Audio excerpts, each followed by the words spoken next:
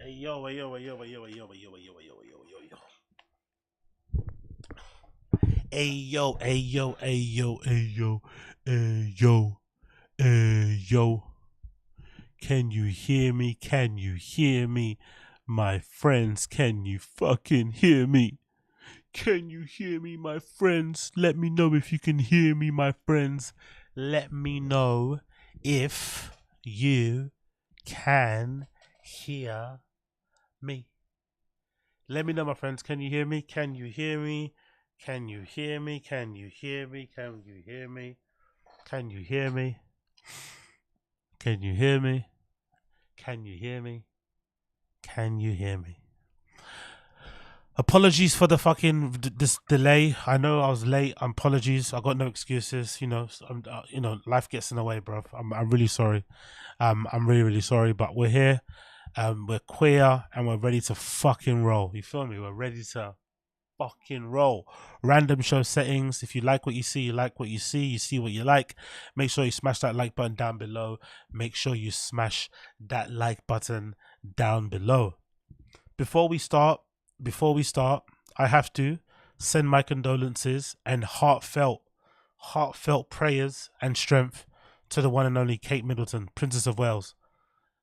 I, like the rest of the internet, feel incredibly bad, especially my side of the internet, my melanin, right? My melanin, mine and Uche's melanin.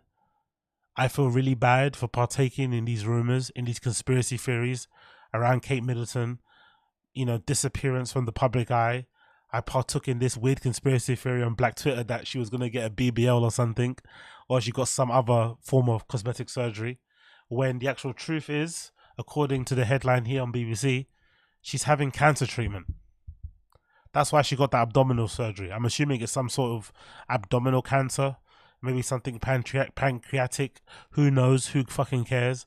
Regardless, sending Kate Middleton and her family and everybody else attached to it immense strength, immense prayers, and hope that she gets over it.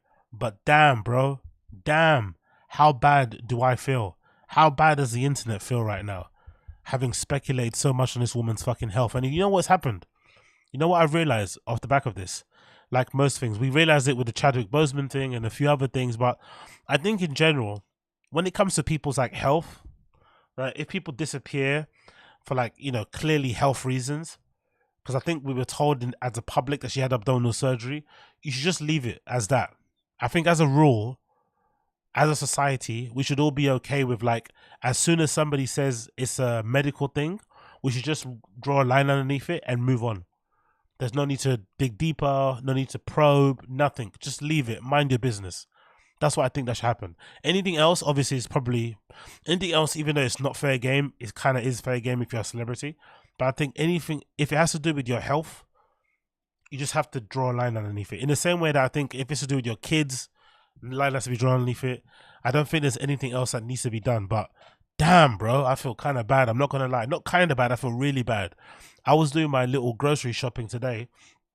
I'm not even getting much stuff actually. I was getting a few bits and bobs, some kales, some fucking kiwis, and some pears, or as Rick Russell said, pears, or as Brendan would say, pears.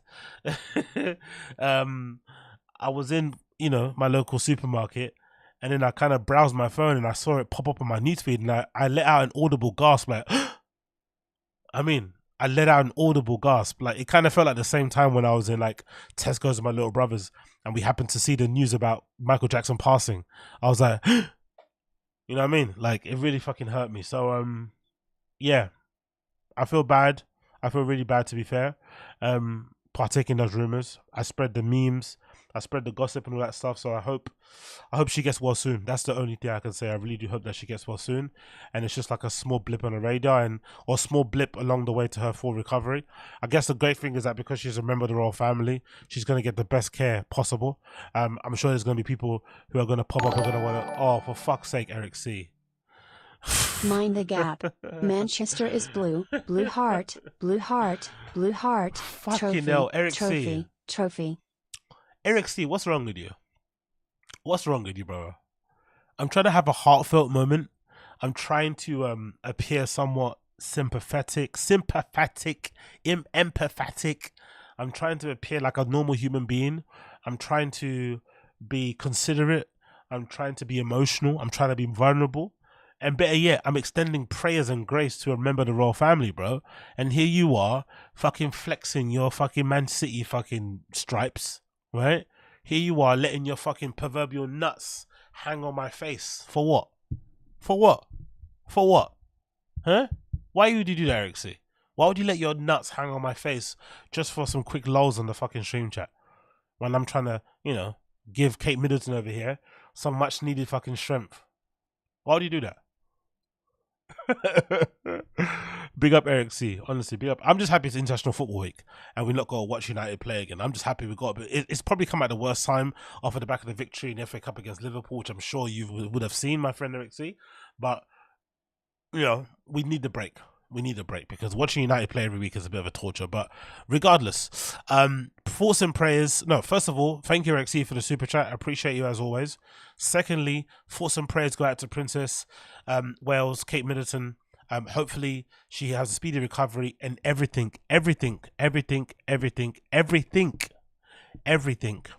goes well. Hey Eddie, Uche, get AZ getting teabagged is prophecy exactly lows. I have a feeling if Uche had a nuts and a dick, she'd probably teabag a lot of us in this stream chat. I have a sneaky feeling if Uche had a penis and some nuts attached to it, she would teabag a lot of us. She'd be slapping us in the face with her dick. She'd be teabagging us. Like, she'd really bully a lot of us, I think. I think Uche would bully a lot of us, myself included. Be like, Uche, ah! We'd be like scared dogs. We'd be like little puppies in the corner, like, you know, those, like, you know, every time she walks into a room. Those rescue dogs. Big up, yeah, exactly, Brandon. Exactly, bro. What do you big up Eddie D? Why did the last stream end so abruptly? Eddie D, I have to say that actually I didn't want to address it because I wanted to pretend it didn't exist. I wanted to do like what most comedians do when they make a mistake. You just fucking pretend it never happened, right? That's what I wanted to do. Oh, fucking hell, Coilers. Oh, you could always count on Coiler to bring the fucking mood down, innit? To get really disgusting, innit? I'd be first in line. Yeah, look at you, you filthy fucking animal. Big up my guy. Big up my guy. That's why I like it. That's why I like it, because you're dirty like me. No, but anyway, big up Eddie D. Eddie D, the reason why the stream ended abruptly was because I was really tired.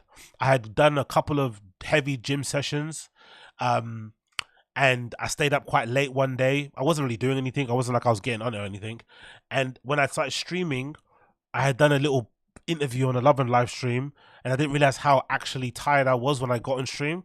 And I realized when I was talking, I didn't remember what I said. I don't know if you guys realized it if you were here. I didn't really realize what I was saying. I was saying sentences, and then when I stopped, I was like, I didn't even know what I was talking about. And I did that, I think, 3 or 4 times. Like, you know what, I'm going to stop now because I think I'm getting a little bit, I won't say delirious, but maybe it's just sleepy. I think I was saying stuff, but my brain wasn't remembering what I was saying. And I was kind of going off on tangents, so I just decided to just end it. And then, you know, yeah, that was it. Uche, no fucking comment. I have a wife and kids, you know, that's it. No comment. No fucking comment. We don't talk about that sort of stuff here. I'm an innocent black man. I'm just trying to protect my family. I'm trying to earn a living. Trying to keep a roof over our heads. I'm trying to keep clothes on our back and food on our tables and in our tummies. That's it. But yeah, exactly, Eddie. Exactly, Brandon. What's it called? Exactly, Brandon. Exactly, Brandon. Exactly, Brandon. Unique style. To be fair, I still want to do that. I think I owe what's his face? I think I owe Uncle Podcast a really filthy drunk stream. I owe that to Uncle Podcast because he wants to see that from me. I don't think the last one I got that sloppy actually on 200. I did have a couple of beers. I think I was quite loose, but I think I owe Uncle Podcast and I owe you guys a really filthy stream. But I'm just too self-conscious, you know. That's the only problem. I'm just too self-conscious. I'm too self-conscious, I think. I don't think I'll be able to let myself go that much. I think the last one I did where I got really tipsy was when when I was in Berlin that time. I'm sure some of you may remember that one. I did a random stream when I went to Berlin, and but then the beers there are like, the percentages of the beers are crazy high. So I was necking these beers thinking they were just like a beer I had at home, and that was getting loopy. I think for maybe the potency of one beer in Berlin is probably similar to like 2 beers here in London. And I remember going, I was pretty nuts then. But yeah, man, what can you do? Fuck with that shit. Let's move on. Let's get straight into it. So let's finish the last 10 minutes of Brendan on that Blue Collar podcast show. I know you guys hated it, but let's finish it because I think there's a bit at the end that I need to react to, which I've seen on the streams, but I want to react to it live with you guys here. So Brendan was on this podcast called Blue Collar Podcast, right? It's strange because there was a period in time, I don't mind it personally, especially for me, for content wise, I'm happy with it. But you guys remember there was a period in time when Brendan was like very kind of snobby about which shows he would go on. He would never accept offers from like smaller shows. He was very weird about all that shit. He's like oddly kind of a bit of a cunt when it came to shows that he would go on. If it wasn't Rogan's, he wouldn't bother, right? But all of a sudden now he's starting to go on a lot of these kind of indie up and coming pods. And I'm not too sure if it's doing it because things aren't going well for him, or is he doing it weirdly because he likes the attention? You know what I mean? Because that could be part of it. Does he just like the attention? Is he just saying yes to anyone that will have him because, you know, things aren't going that well for him? I'm not too sure. Anyway, let's finish the episode. I think we were towards the end, right? I think we had like 15 minutes or so left. So I'm going to play it for 15 minutes onwards. For those of you that did listen to it and you did enjoy it, fair enough. If you didn't enjoy it, I apologize. We're going to go through it as much as we can because I think there's some bits at the end I need to react to according to what I've seen on the Fight and the Kid subreddit. If you hated it, I apologize also. Maybe mute me and come back later if you want to, maybe in about half an hour to an hour, and then we'll be over this. Or maybe half an hour, probably try and get through it, and then we can move on. But I'll forewarn you, it's a bit of a cringy interview, but this is episode 3 of what's the guy's podcast called? It's called something Blue Collar, innit? Yeah, it's like I think it's a Blue Collar podcast, episode 3. You'll find it on the internet. So let's go and check it out, and let's see what Brendan said on the other half of this episode. My lips were chapped as shit. I'm pissing my pants. You know, I'm walking for 4 hours, just, you know, on the roughest terrain you can imagine. Yeah. And the most dangerous part is, again, the bug goes, you know, again, you're averaging about 30 miles an hour, is when the trophy trucks are on there too, and the Can-Ams with over 1,000 horsepower. Well, they're going to catch up to you and lap you, or they start behind. So them passing is the most dangerous part by far, because it's a single track, bro. And you're on top of a fucking mountain. You're on top of a mountain, and they're like, dude, he's behind you. Go beep, beep, beep, beep, beep, beep. And you got to get over. My co-driver's like, bro, you have to get over it. And they can't ram the bugs. You know, most time they can ram everybody. They can't touch the bug, so you got to get over it. And we're on the side of the... When he talks about this buggy race thing, do you get the feeling that it was his first time seeing it? Do you think he went into that race and he didn't even YouTube a race? He didn't even watch one? Because I'm sure most of these races, like most things in life, there's probably somebody that probably had a GoPro strapped to their car and they probably recorded the entire thing. I'm sure it happens. I'm sure there's people that do, like, what's that one where you go 100 laps? Is it Le Mans? Is it Le Mans or something like that, right? I'm sure those car races have people who legitimately will sit there and film the entire process and then upload that raw footage to YouTube, so you can watch probably like 100 laps of whatever race you want to watch. But if it's me and I'm getting something new, wouldn't you just want to Google it just to be like curious? If it was you, if you're going to a race, wouldn't you just like, if you're doing a couch to 5, if you're doing a 5K race in some park somewhere, wouldn't you just want to see what the park looks like? You know, Shepherd's Park, Queen Park. You just want to Google it and just see what it looks like. Like, I don't know, just what it looks like. Does it have big gates? Is there loads of trees in there? Whatever. I get a feeling this guy just turned up to the race and he had no idea what to expect. He just turned up. Oh my God, there's hills. Oh my God, there's really rough terrain. Oh my God, this. Oh my God, that. It's like, bro, this is the bet. You didn't have any idea about this sort of stuff. What a weird way to approach. Like, I think he's so odd. He gets into things, which is admirable in one way, because at least he's having hobbies, right? They're a bit ham-fisted. They're a bit crowbar, they're a bit cringy, but at least he's doing it.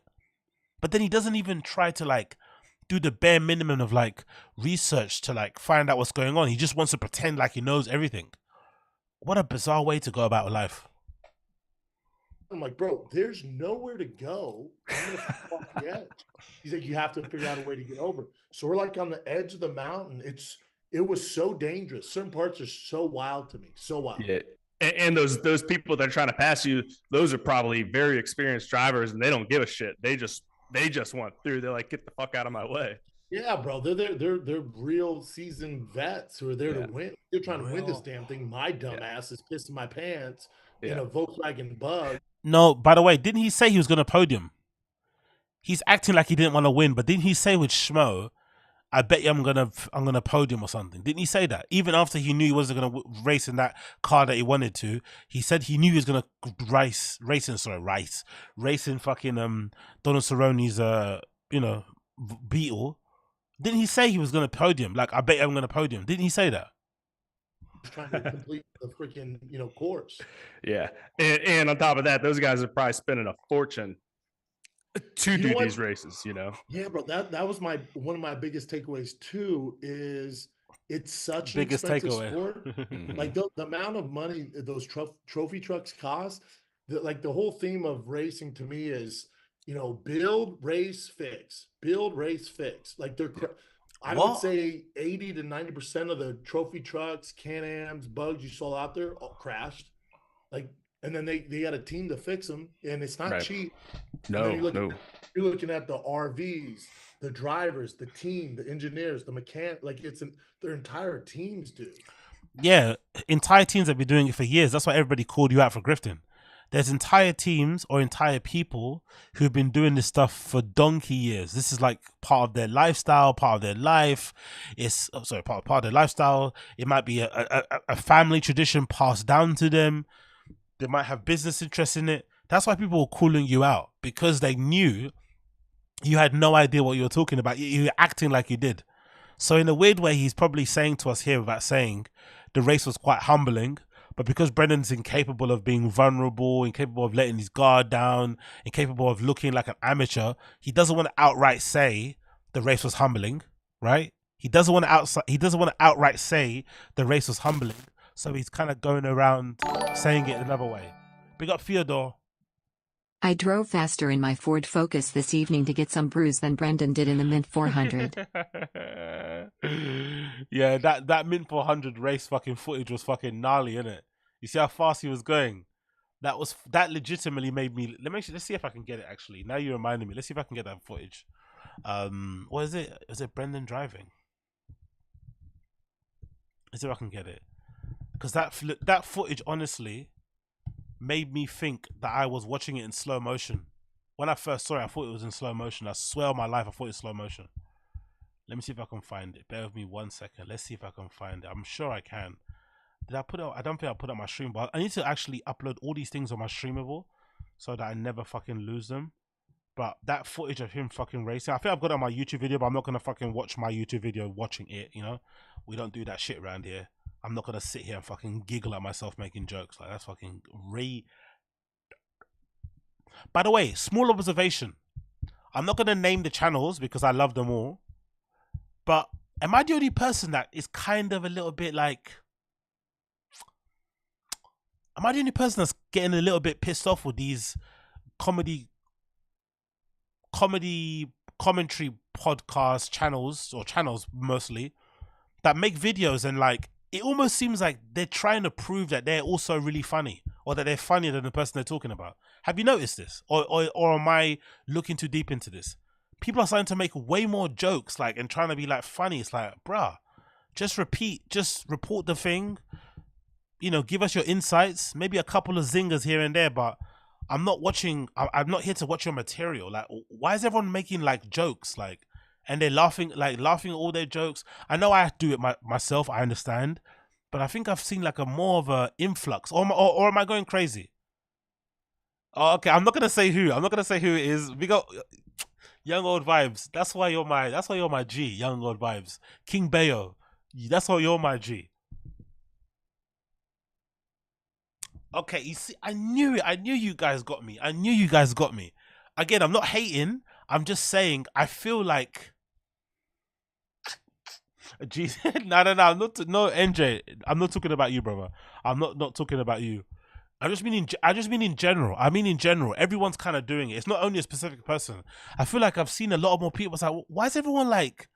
Are people running material on their YouTube videos? Because that's the thing you have to understand with me. That's kind of different, right?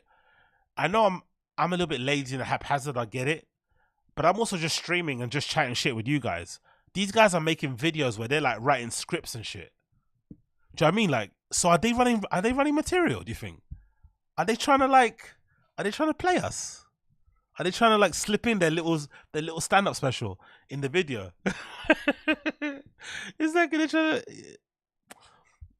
Young old vibes? I'm not gonna comment on the songs because last time I commented on the songs, people started crying.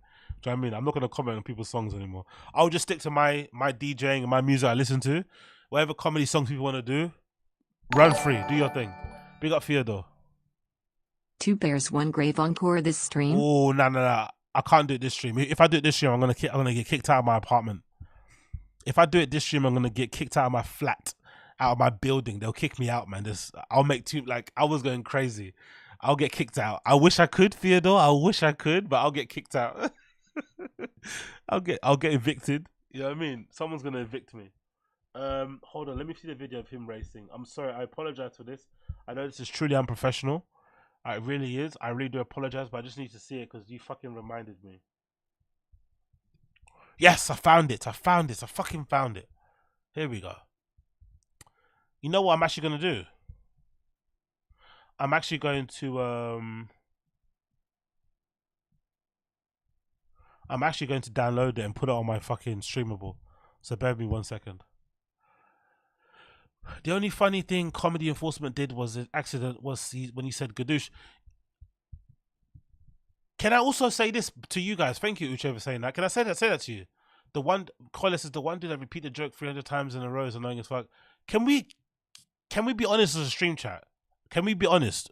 My fellow stream chatters. Comedy Enforcement is fine. Come on, guys. Let's let the Comedy Enforcement hate go. I know he's a bit weird when it comes to Kalila, but he's pretty cool, man. Come on. Let's be fair. He's pretty cool. He offers some good insights. I don't agree with all his insights. I think sometimes he's on cuckoo land, but at least he has some. You know, he's not trying to run jokes. He does his little content. He's good, man. Can we give Comedy Enforcement these flowers? Can we give Comedy Enforcement these flowers? I like him. Nah. Okay. Once again I'm in the minority. I like Comedy Enforcement, man. I like him. A young advice says 2 days to try is hilarious. Yeah, I like 2 days to try. He's really good too. Yeah, his numbers are crazy. Yeah, yeah. Numbers. I'm in it for the content. I'm in it for the heart. And I like Podcast Cringe just for his content's good. I enjoy his content. I like him. He's okay. Eddie D, Comedy Enforcement and podcast and Comedy Podcast. Oh, Comedy Podcast Roast is basically TFATK though, right? That's the same guy. That's a gym dude. The amount of challenges he's had to fucking redo is fucking crazy. He's about to start flying baddies out with that ad money. Yeah, exactly. Yo, don't let me get. I don't. Can we be honest? Can we be honest? Can we be honest? Can we be honest here? If I get Too Lazy to Try or Podcast Cringe numbers, you won't see me on stream. You won't see me. You won't see me, man. Or every time you do see me, I'll have the sniffles. Every time if I get Podcast Cringe or Too Lazy to Try stream numbers, I'll be having the sniffles. I'll have the sniffles every time I stream. I'll have the fucking sniffles. Either I won't be there or I have the sniffles every time. We know. We all know. I think it's a good thing that I'm down here. I think God is like protecting me. I think God's protecting me. I think God knows what I can handle, what I can't handle. You know what I mean? He knows exactly what I can handle, what I can't handle. Like, I'm happy I'm down here because if I get Podcast Cringe numbers, we're going Sizzler. Do you know what I mean? Oh yeah, Elephant Graveyard. Thank you, Uche. Okay, let's one more thing and then we'll continue. Yeah. apologies, my friends. Apologies. I know this is very unprofessional. I do apologize, but I need to get this out of the way, and then we can continue on with the show. Because I can't even stay super long anyway, but it doesn't fucking matter. Let's continue. I saw Elephant Graveyard had a couple of videos, right? He's got a couple of new ones. I just need to get them off the computer, so because my computer obviously is super slow, you guys, know. So we got 2. Okay, cool. Unwatchable, I'm not gonna watch that because I actually want to watch the video for myself. I downloaded that David Lucas one. By the way, to forewarn you guys, we're gonna watch the David Lucas comedy special. I know some of you guys are gonna hate it, but I haven't seen it yet, and everyone's talking about it, so I want to react to that. And he's got what other video he's got? He's got the Tim Paul one. Okay, let's do Tim Paul. Let me download the Tim Paul one, and then I'll also download the comedy Lucas one, so I know what one. Yeah, so let's do that. Let's do that. What you gotta say? If you wanted to hurt me, you got me, brother. Sniffles and the full Balenciaga. Yeah, Theodore, you know it. Sniffles and fucking real, cause these are what's that Chinese site called again? These are fucking Alibaba, whatever that Chinese site, I forgot what it's called. These are the knockoffs of the Balenciagas. But if I was to get podcast cringe and Too Late to Try numbers, I'll be in fucking the real Balenciagas with the fucking engraving here, and I'll be fucking, do you know what I mean? Comatose on the fucking microphone. Then you'll see me do a Unique. I get podcast like that's the thing. Unique is doing what I'll be doing, but just with not the numbers that those guys get. If I get the numbers those guys get, I'll be doing Unique streams, but worse. I swear to God, I'd be on fire, bro. I'd be on fucking fire. I'd be doing some wild shit. You guys would not be proud of me. Or maybe you would be proud of me. I don't know. I'll be scheduling streams for like 9 p.m. and turning up at like 4 a.m. the next day. On the regular. We know how I am. Yo, Unique, what's you good? Unique's in the building. Unique's in the building. What's good? Unique's in the fucking building. Let's get the fucking pills in the chat. Yeah? Let's get the pills in the chat from my brother Unique. Hold your head up, brother. Fuck Brendan in that lawsuit. Yeah? Fuck him abusing the copyright fucking laws, right? Fuck him abusing the copyright laws. Hold your head up, brother, right? Hold your head up, my gang. Hold your head up, yeah? Let's get beers in the chat. Beers in the chat for my brother fucking Unique. Beers in the chat for my brother Unique. Keep your head up, brother. Yeah? Don't let that guy fucking bully you. Yeah? Keep your head up, my friend. Don't let that fucking slobbed mouth, actually regarded double-digit IQ donut put you down. You know what I mean? Keep your fucking head up. Keep your fucking head up. You're fucking OG up in this thing. If I think I invented the podcast commentary channel trend, you probably invented it. You feel me? You're our fucking OG. You feel me? Our OG's in the building. Yeah? Let's give our OG some love, yeah? Big up Unique. One time. Big up Unique. You know what I mean? You get me? Big up Unique. You feel me? We do this. You feel me? We got the fucking, you know what I mean? The Jamaican thing. We got the Jamaican thing here, right? Jamaican thing. Big up Unique. Big up Unique, Bun Brendan. Bun Brendan. We don't do no Brendan things here. Feel me? Anyway, let's go. Big up Unique. Appreciate you, brother. Hope you're well. Hope you're fucking well. So let's go back to the fucking Brendan thing. Oh yeah, let's watch the video. Sorry. Oh my God, I actually got ADHD. I actually might have ADHD. So yeah, look at Brendan racing fast. Look how fast he's going. Look how fast this guy's fucking going, bro. Look how fast he's fucking going. Look how fast he's fucking going. Look how fast he's going. Look how fast Brendan's going. Let's get it started. The basic stuff that you can learn, what to do with your hands, what to do with your feet, left foot driving, which you have to do in off-road. You can't just right footed, because we teach them everything from berms, side slopes, anti-rollover, rock crawling, and all of that. And so it's been a great experience for me to work with the people from Fox, is showing them. Oh, by the way, are you guys aware? Are you guys aware of this? By the way, I don't know if you guys know this. Do you know what the story is behind this? Do you know the story behind this? Do you know why he's driving so slow? Allegedly, he doesn't know how to drive stick properly. He thought he did, but he actually doesn't. So he couldn't get the car out of second gear or something, if I'm not mistaken. I swear to God, that's the reason why he's driving like that. he couldn't get the car out of second gear. That's why it was going so slow. Big up Fyodor. Speed cheese, speed cheese, speed cheese.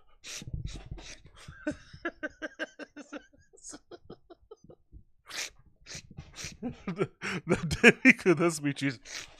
There we go. That's speed cheese. Speed cheese. Big up Fyodor. Speed cheese. Big up Fyodor. Big up Fyodor. Big up Fyodor. Let's go. That side, kind of where the, you know, where the nut behind the wheel makes the difference. But as they say with that live valve, what it can do and how it can, slow he's going. And he's talking Look about how what they have on the slow he's OEM going. cars as we're watching the 111 as they roll through. If you make a mistake or you see a big G out, I swear to God, I've gone faster. I've driven faster illegally in a fucking car park or parking lot, as you guys say, right? What makes more sense, by the way, to say? What describes it better, a parking lot or a car park? Because when somebody says a parking lot, that sounds like you are selling lots of parks. Or no, it's a lot where you sell parks. That's what it sounds like. Hey, I've got a parking lot on today. That's where I sell the parks available at this, you know? Whereas a car park sounds like a park for cars, which isn't a park, you know? Or a car, you know? What sounds better? What actually makes more sense? A parking lot or a car park? Let me know in the stream chat. coming up, you have a red button on the Pro R that you can hit that stiffens the suspension up immediately. Or if you find you're going through a big set of rollers, you can just hold that button on with your thumb. And yeah, well, that was Brendan Schwab we just saw going through there. It's, of course, the ex-fighter who we saw rolling his car. Did you see that on social media? Yeah. It made Fox News. I think everyone in the country I was going to say, even I saw that, and I was in the UK. I missed that one. He took a brand new Dodge TRX and wadded it up. Ooh, that was he was doing donuts and it hooked and just... Well, one of the things that we teach, and one of the most dangerous things that you can do, is, especially in a side-by-side, any side-by-side, even if it has active suspension, is don't do donuts. That's hilarious, isn't it? One of the main things people say in that community, don't do donuts. The first thing Brendan does donuts. Gotta love it. Anyway, back to the clip.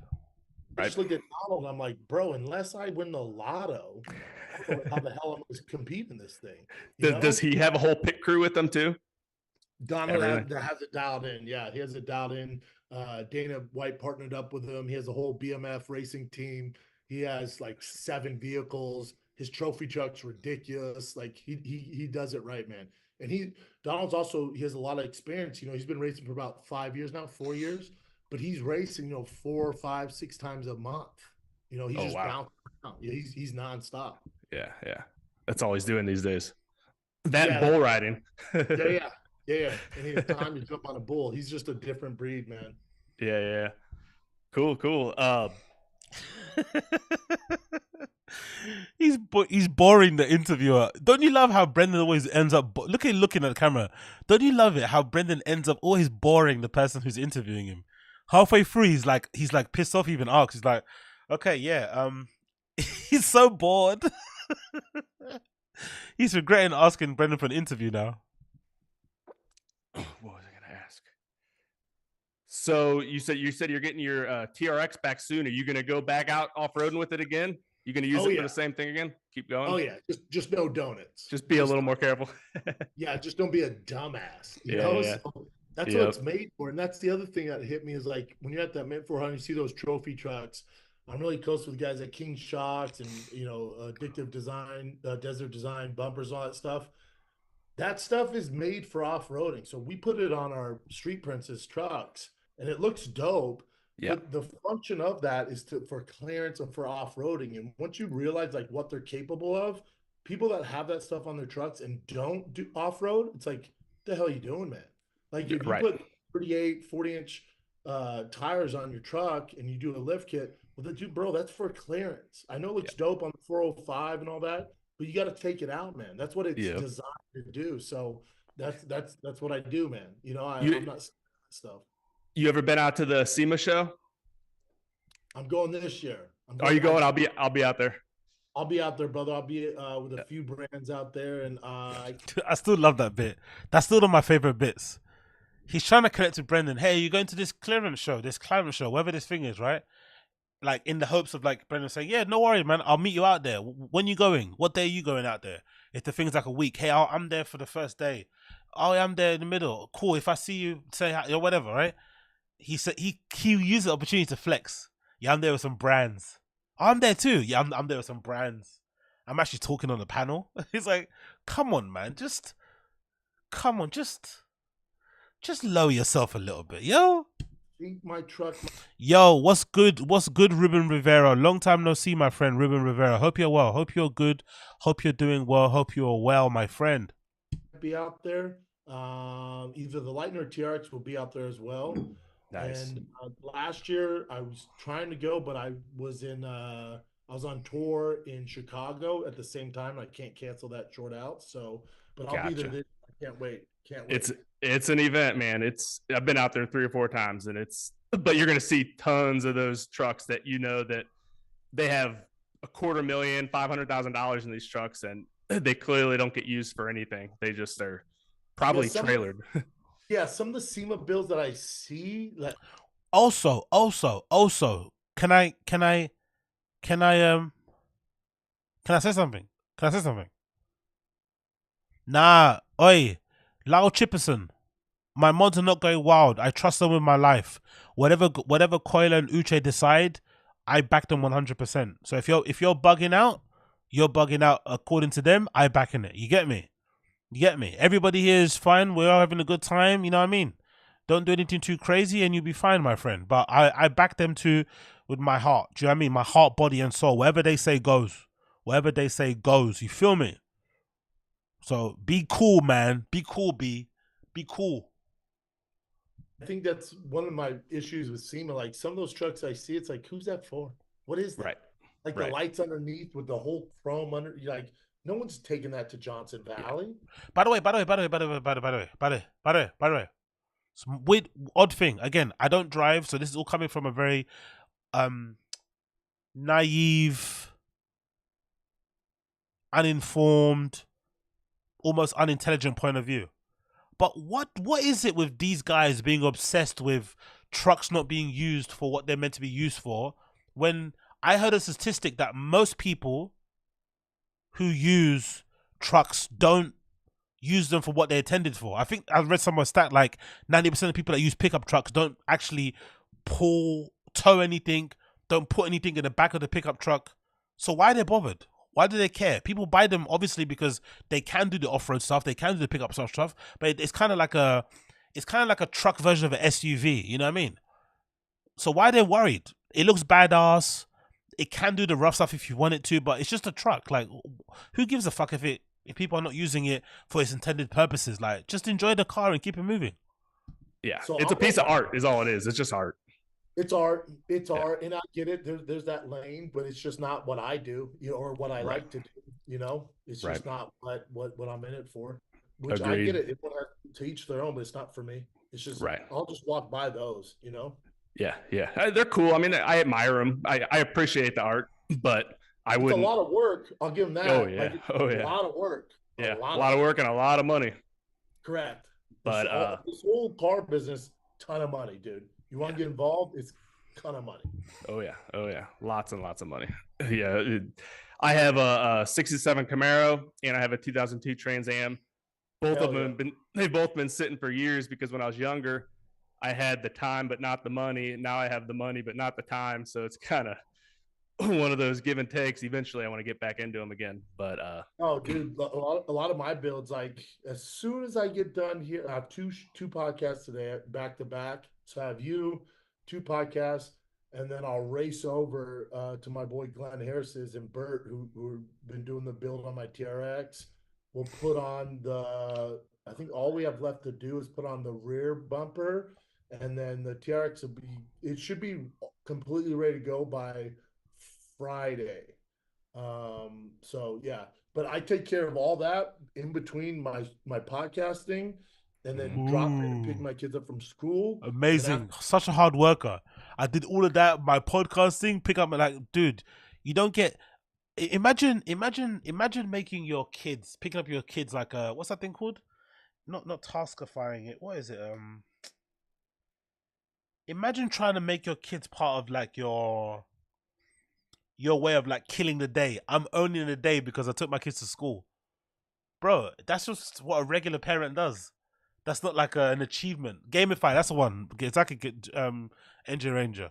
Gamify. Imagine trying to gamify take your school run. Imagine trying to gamify the school run. Imagine trying to gamify being a dad. I'm the bestest dad. I got into school and back in like 13 minutes. It's my record so far. 13 minutes flat. Like what?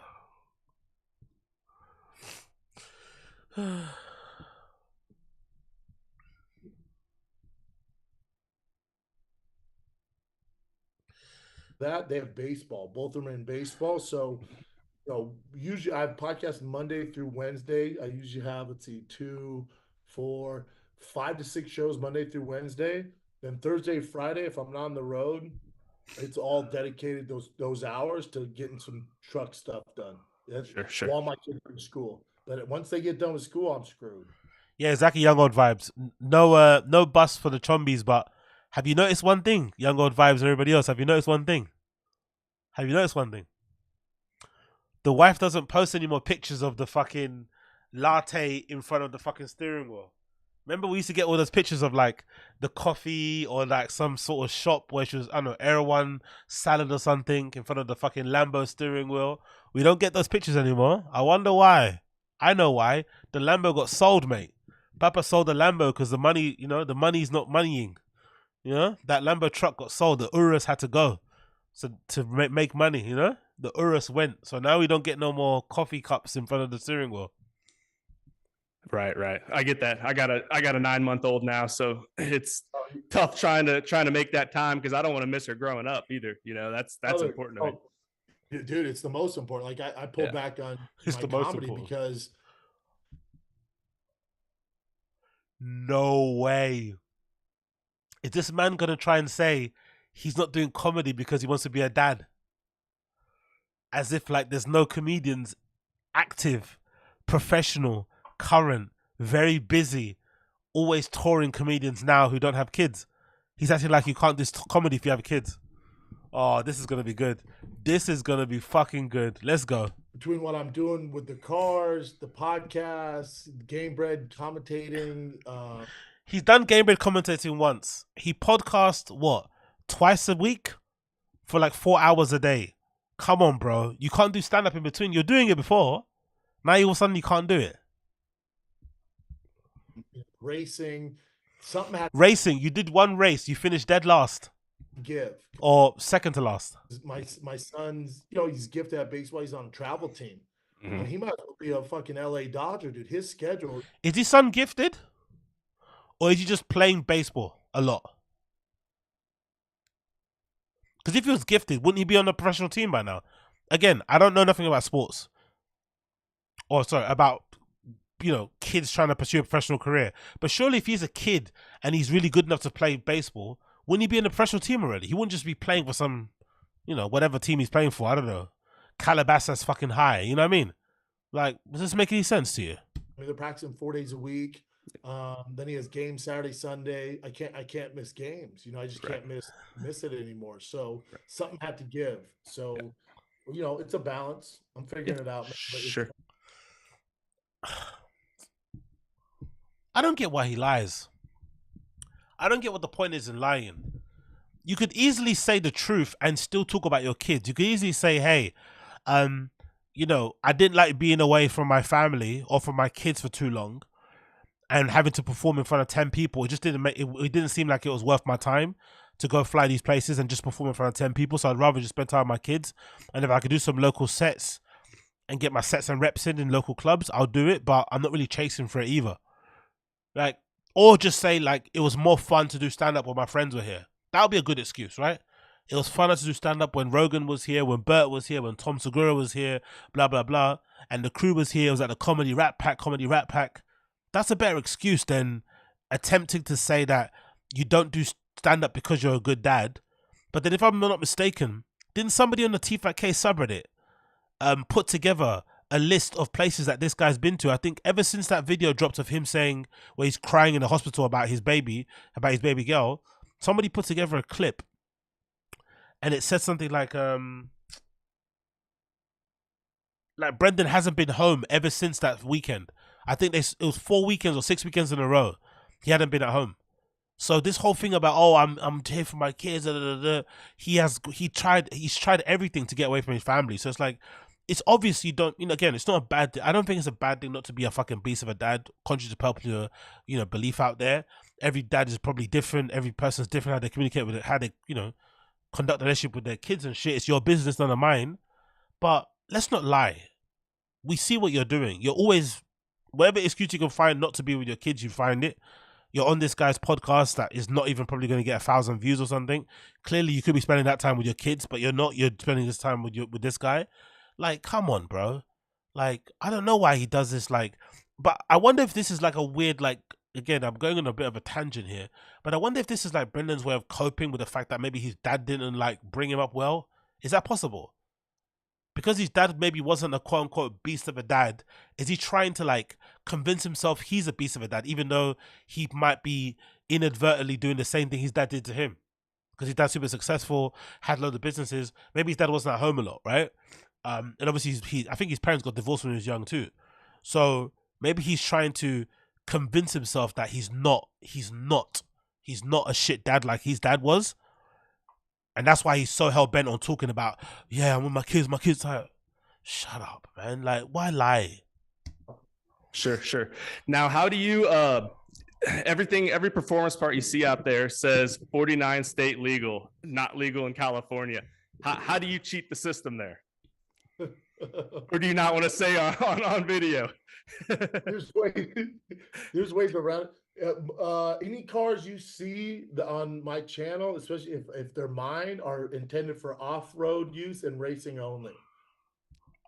This all but confirms that he does do tax write-offs on his car, right? So I'm assuming he probably gets the money back on them in some ways. That's how tax write-offs work, right? You get the value back, right? That's how it works. I'm assuming. I don't know nothing about that shit, but I'm assuming that's what a tax write-off is. You kind of purchase it on behalf of the quote-unquote business, and then you get that back, I'm assuming, right? The money you paid for the car in some way, shape, or form. Or maybe you pay less taxes. How does that actually work? How do you tax write off a car, by the way? Or should I Google it? I'm not going to Google it because it's more fun to come from you guys. You guys let me know. How do you when you tax write off a car, do you get the money back in tax credits? No way, Young Old Vibes. When you lease a vehicle, you can claim the whole amount as expense. Wow. No wonder he's buying so many cars then. Theodore, you just don't pay tax on the money used by the car. Z, everything for work can't be used outside of work. Okay, cool. I get that. You get the cash back in wigs, in whiskey. I love that. You know what? That's actually a good name for a whiskey. Does someone have that? Let's see this. Big up Super Jello. Whiskey. Does somebody have that?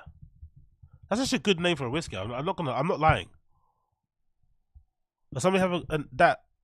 Whiskey. Can somebody whiskey? Or let's just write whiskey. Yeah, somebody does have it. Oh damn! Look, whiskey. Look, it's a UK brand. I might actually buy some. It's a whiskey. Yeah, it's a UK brand. How much is it? I might actually buy some. Whiskey. Look at this. It's a UK brand. That's sick. It's a UK brand. How much is it? Services. Consultancy, fraud, booking lounge, what?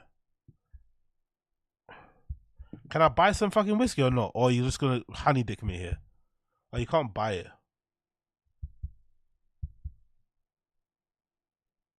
You're gonna honey dick me? What's the other one? Okay, let's try with the W, with the H, sorry. whiskey. Oh, lols. When you write look what happens when you write whiskey. When you write whiskey like that, look at one of the first images you get up. Look at one of the first images you get. You get Papa, and then you get that video. Do you guys remember that video that he did where he recorded a video? Honestly, only fucking Brendan, man. Let's see if we can actually watch this. It is Jameson's. Do you guys remember that video? It's fucking Jameson's. You remember this? It's an advert he did for fucking his whiskey, and I guess they didn't have any bottles of fucking Tiger Thick there, so they poured Jameson's into the fucking glass. Anyway, let's go back to the fucking video. I keep getting distracted. ADHD brain. Oh, okay. Gotcha. You don't drive them on the streets. Okay. Nope. No, sir. Gotcha. I was just curious about that. That makes sense. That makes sense. Yes, sir. Cool. Conversation off this pod, my bro. Gotcha. How you navigate the terrible California politics when it comes to cars. I think people post so many memes making fun of electric cars. Mm-hmm. And at the Mint 400, I passed a Rivian, an off-road Rivian. I was so hyped. I was talking so much shit to this guy because I can't stand electric cars. And not standing electric cars is such a weird personality thing that he's trying to have, innit? That doesn't mean you're a tough guy. It doesn't mean you're a Marine. It doesn't mean you kick ass because you're not into like electric cars. Like, what is this thing? What? Because he thinks electric cars like represent woke, represent like liberal left, represent like blue haired people. It's like, fuck off, man. Honestly, I hate electric cars. Why do you hate them? Do you hate them because of their impact on the environment? Do you hate them because of how they're extracted and the you know, the countries where they have the most poverty to extract that fucking mineral to put into the batteries? Like, do you hate them because of the fucking person that owns one of the biggest fucking companies out there in Tesla? Like Elon Musk. Why do you actually despise it? Why? Like, I don't get it, man. It's technology. It's still a car. That's not my issue. You gotta understand, I live in California. And my issue, just like the mask and the COVID shot, my issue is when you don't give me a choice. When it's a communist state and you tell me I have to go electric, well, now you got my attention. Now. Oh my God, bro.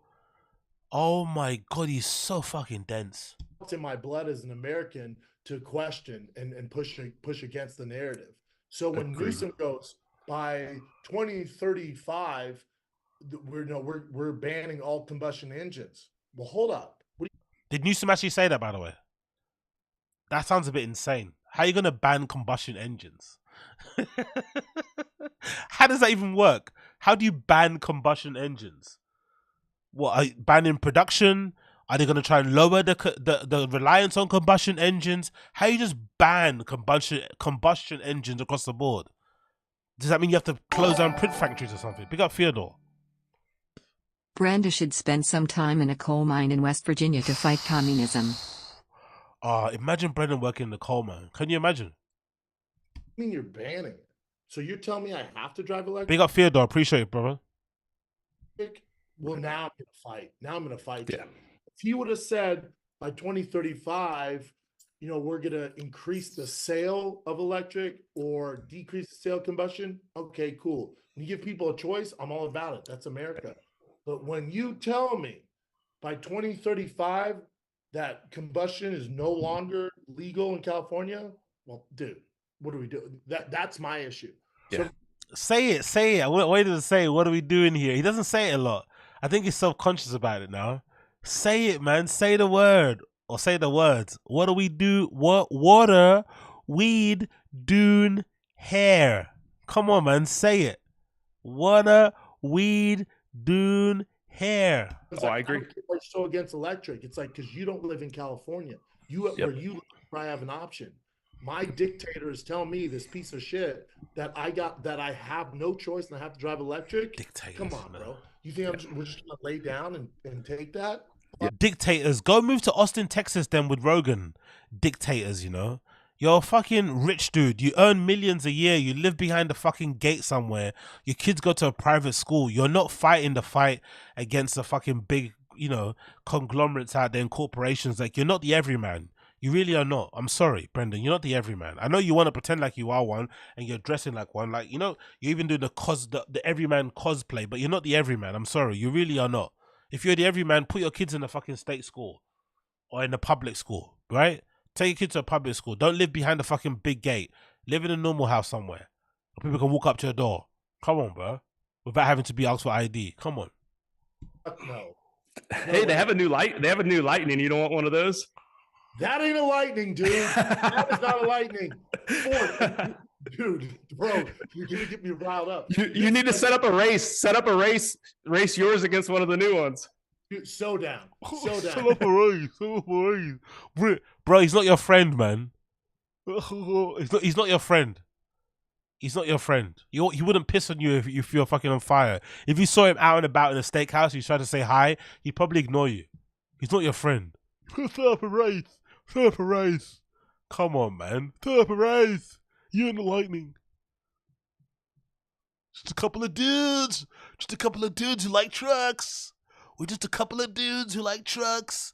Me and my boy Brendan. UFC Joe Rogan. Hat backwards. Huh. Dick. And I'm setting up my Demon 170 against a Plaid. Demonology, he beat a Plaid. One guy raced his 170 against a Plaid, but he wasn't the best driver, so I think the Plaid beat him. But Demonology beat the Plaid. The Demon 170 should beat the Plaid. You know, it really should. Be a good race, though. Oh, sorry. One of the fastest production cars in the world has to be... whatever. I'm not even going to get into it. It doesn't fucking matter. Who gives a fuck? It'd be a good race. It'd be a good race. Listen, I can cook you a filet. I can microwave it, get you there pretty fast, or I can put it on the grill. Which would you rather have? You know what I'm saying? That's fair. Yeah. So we've seen how you cook steaks, bro. We don't want them. We've seen how you cook steaks. We don't want them. Let's see if we can find it. Brendan SCHAUB steaks. We've seen how you cook fucking steaks. We don't want your fucking steaks. I'm sorry. We've seen how you cook your steaks. We don't want them. I don't want that. Not sure about you guys in the fucking stream chat, but I don't want that. I don't want any steak you cook on over the fire. I'd rather take one of those Beyond Meat steaks. Give me a 3D steak. I'd rather take a Beyond Meat steak. We see what your fucking steak production life is like. Look at how he cooks his steaks. Look at him. Look at that shit. No fucking seasoning, devoid of fucking any juice or jus. Just look at bricks. Look at that shit. No, I'm good on you. I'm good on you when it comes to food. When it comes to that stuff, yeah, I'm all about combustion engine. Oh, of course. I'm not gonna. No, let's go. And I'm not the biggest Ford guy. I like the Lightning, but again, Ford got my attention, and I think it's Chris Farley's cousin who's the head of Ford now, and he said we will never stop making V8s. Now you got my attention. Now I'm a respect. All right, Ford. Yeah, all right, Ford. And what they've done with the Dark Horse Mustang, ridiculous. You know, you can get a 6-speed. What they're doing. Ridiculous.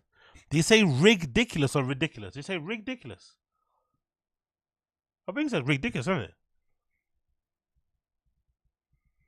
Let's see. Mustang, ridiculous. You know, you can get a 6. What? That's what?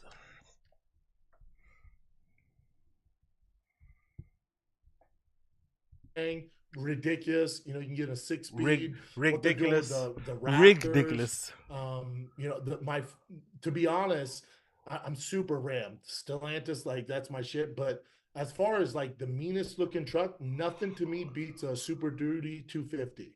That have you seen those shows? That's what I have. I have an older one, but that's what I have. Yeah, bro.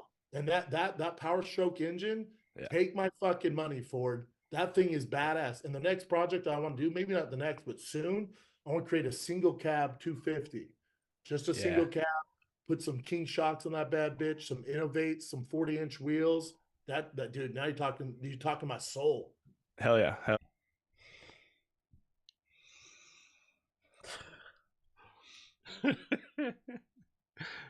This truck thing is like, wow, bro. By the way, I've got a theory on Brendan's next grift. Firearms. I think that's going to be his next grift. Firearms. He's going to go to that place. Is it called Tevin Tactical? The one that John Wick did his thing at, all the celebrities go to and shit. I think that's the next grift Brendan's gonna get into, firearms. I think so. I think that might be the next grift. What do you guys think? I think he might be a gun guy. You start going on YouTube and doing range dip. Like, I think that's on the cards. Yeah. The one I have, I still have it. I built it back in 2011, I think it was. It was a rollover, kind of like yours, different, but I mean, this thing was. I bought it. I saw it for sale. I went and looked at it, and I was like, I think this was 2011, right? And I'm like, by the way, 2011, right? Brendan didn't know what pickup trucks were in 2011. He couldn't name you one. That's the funny thing about this blue collar guy. Brendan had no idea what a pickup truck was in 2011. 23 years old, 24 years old, and they're asking 10 grand for it. And I look at it and I'm like, man, that's a tough buy for me to fork out 10 grand for this truck that's fucking destroyed. And I turned it down, went home and did some research. And big up Keith T, appreciate you, bro. Brendan is selling himself to the poors. Yep, yeah. It's funny, isn't it? Like, no more jerseys now. He's got white t-shirts on. He's got his little trucker hat on, right? He talks about engines and he talks about fighting against the system and resisting tyranny. And he calls LA a communist state, right? He's trying to appeal to the common man. Do you know what I mean? When he's a 1%er, he's actually a 1%er. That's the funny thing about it, brother. Keith T, as you said, like, you've got it. He's actually a 1%er. That's the funny thing. He's actually a 1%er. Also, how far back do you need to lean to fucking drink the fucking... That's how you know he's a bit of a sugar addict, isn't it? Look, he's closing his eyes drinking the fucking kind of Diet Coke. His eyes are closed and he's leaning his head back super far to try and get every last sip of that fucking sweet Diet Coca-Cola in his fucking mouth. God damn it, bro. This guy's got a hell of a sweet tooth, innit? I was like, it's actually probably a pretty good deal. Do you guys close your eyes when you drink, by the way? Let me know in the stream chat. Do you guys close your eyes when you have a drink? Are your eyes closed? Or do you keep them open like a psycho when you drink? Right? Are you keeping them open? What are you doing? So I ended up going back and buying it, and I spent 3 months of my life, every weekend. That's all I did, nights and weekends, building this truck. Oh, that's a nice one, actually. That's really nice. Don't you find it funny that the guy... Isn't it a coincidence? Isn't it a coincidence that the guy on the right, the blue-collar guy who's been into trucks since 2011, has somehow nicer trucks than Brendan, even though he doesn't have the same disposable income as Brendan? He doesn't have all the money in the world to spend on fucking King shocks and trendy t-shirts and cats. Just a regular dude. And look how much nicer that truck is than all of Brendan's trucks. That's really nice, isn't it? I like that. It's like a gunmetal color, nice silver alloys. It looks like it's been raised a bit. It was a chore. Was it the diesel? Yeah, it's a 6.4 diesel, 4-wheel drive. Yeah, dude, I love them. I love. They look so damn mean. I love. Yeah, exactly. 1% is a biker or a rep. Yeah, is that still a thing in the US? By the way, the 1%, is that still a thing? I remember they were prevalent for a while, innit? Right? Yeah. No, they're nice trucks. They're dope, but I never. I drink, smoke, and smash bushy with my eyes wide open. That's hilarious. Never went crazy with it as far as performance and stuff. I know some people soup that particular truck up, but I just wanted a reliable, nice truck. Yeah, I'd love a Super Duty diesel because the diesel, there's so many things you can do with that, and the torque on them's insane. Yeah. They get after it. Big up JC, appreciate you, bro.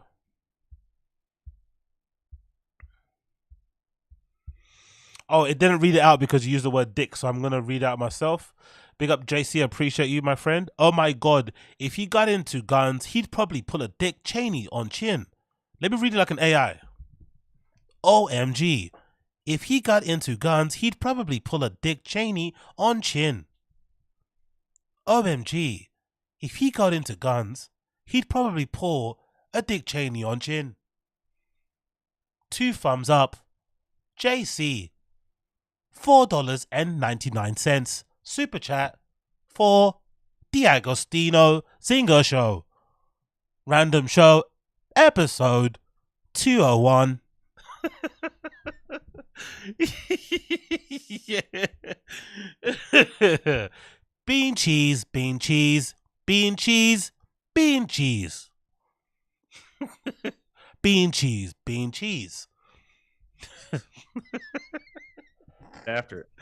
I love it. I love For it. sure, Yeah, for but sure. we'll get there. I'll get there. That'll be probably one of the next projects. The next ones. So is that your game plan? Is just build your Toontown channel and just keep on doing different builds? And Yeah, I think, really my boy Hector and Rogan were the one who were like, dude, you're doing all this cool stuff with Brendan's now saying that Rogan inspired him to do Toontown. Come on, bro. By the way, small prediction. Small prediction. Toontown won't make it to the end of the year. Toontown will not make it until the end of the year. and whenever I talk to Rogan, it's usually about trucks, cars, and fighting. And he's like, I don't get why you don't do something with this. I don't believe that at all. I don't believe Rogan even knows he has a cars channel. I don't believe Rogan's watched a single video of it. I don't believe he even spoke about it. This is a complete lie. A complete fabrication. I don't believe it in the slightest. I don't believe in the slightest Rogan has any idea he has a car channel. He probably hasn't watched a single videos of his. I don't believe it. Like, I don't want to brag. Like, I feel like I don't want to brag. That's all your whole brand. I don't want to brag. Your whole brand is bragging.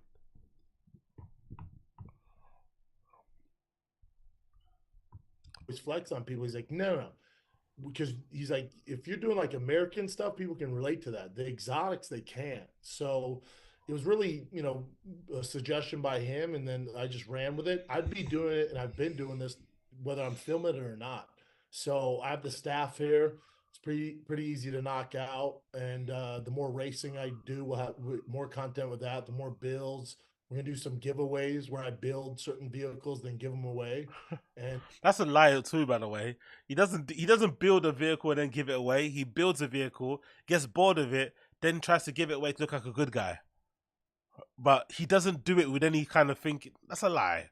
It's like a pimp by ride thing, isn't it? Right? When later on Exhibit basically revealed or exposed the fact that, that show was fucking fake and fucked up, and he played no role in fucking renovating the cars at all. He was just a host or presenter. You know what I mean? And most of the car renovation jobs were fucking shit, and the customers or the clients fucking hated them. That's the plan, man. It just keeps me more involved in things I'm passionate about, and if I can give back, great, man. And it's fun. I just love being in the culture and work on. I think one of the reasons that drew me to kind of especially the off-road kind of stuff is the community. Like the community. What you don't hang out with nobody. You don't go out. You don't. That's the thing as well. Is weird about him. He got into the off-road trucks with him. Who's he hang out with? He doesn't hang out with them. They're not friends with him. Come on, bro. Some of the best salty people I've met and who are aligned with me on my views of the world. So he's a Republican. I wish he would just come out and say it. He's such a pussy, and to be like now. Don't you think about it? Aren't you guys the same in the stream chat? Big up Asada Seeds. Appreciate you.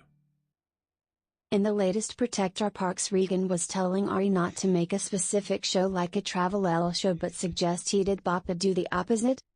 Exactly. Great point, Asada Seeds. Great fucking point.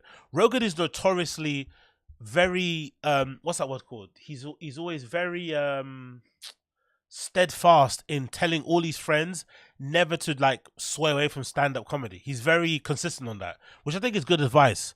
Like, just stick to stand-up and your podcast. He tells everybody to forget all the rest of it because it usually is a distraction.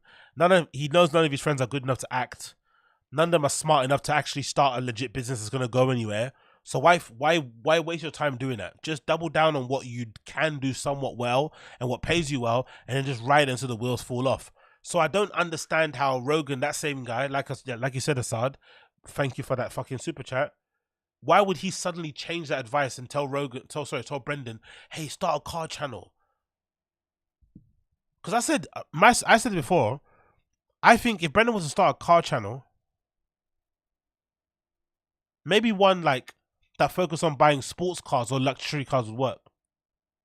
Or in the off-road community, Yep. So it's just I feel safe there and supportive, and so I'm running with it. Sure. Very cool. Well, I won't keep you. I know you got more pods to do here later. So where can everybody follow you at? Just at Brendan SCHAUB, BRENDAN, SCHAUB, SCHAUB.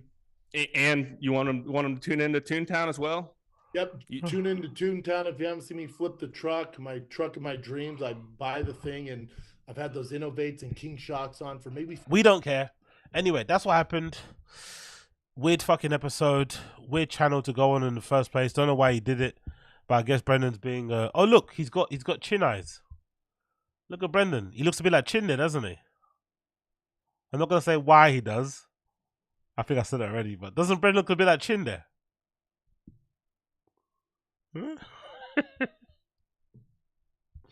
Anyway, let's move on. Let's move on before I get cancelled. Cancelled. Let's move on.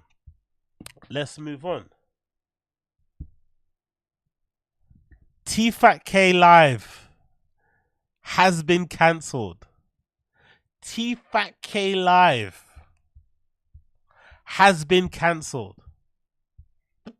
I repeat, TFATK Live has been cancelled.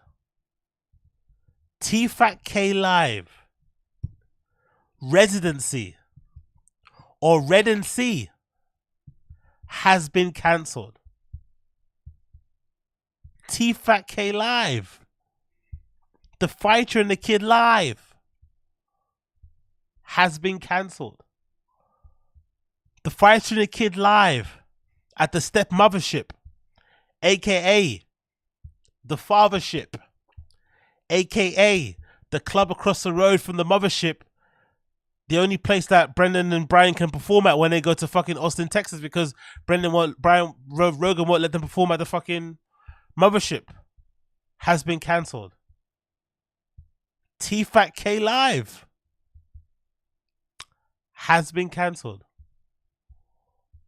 Cancelled with a capital C.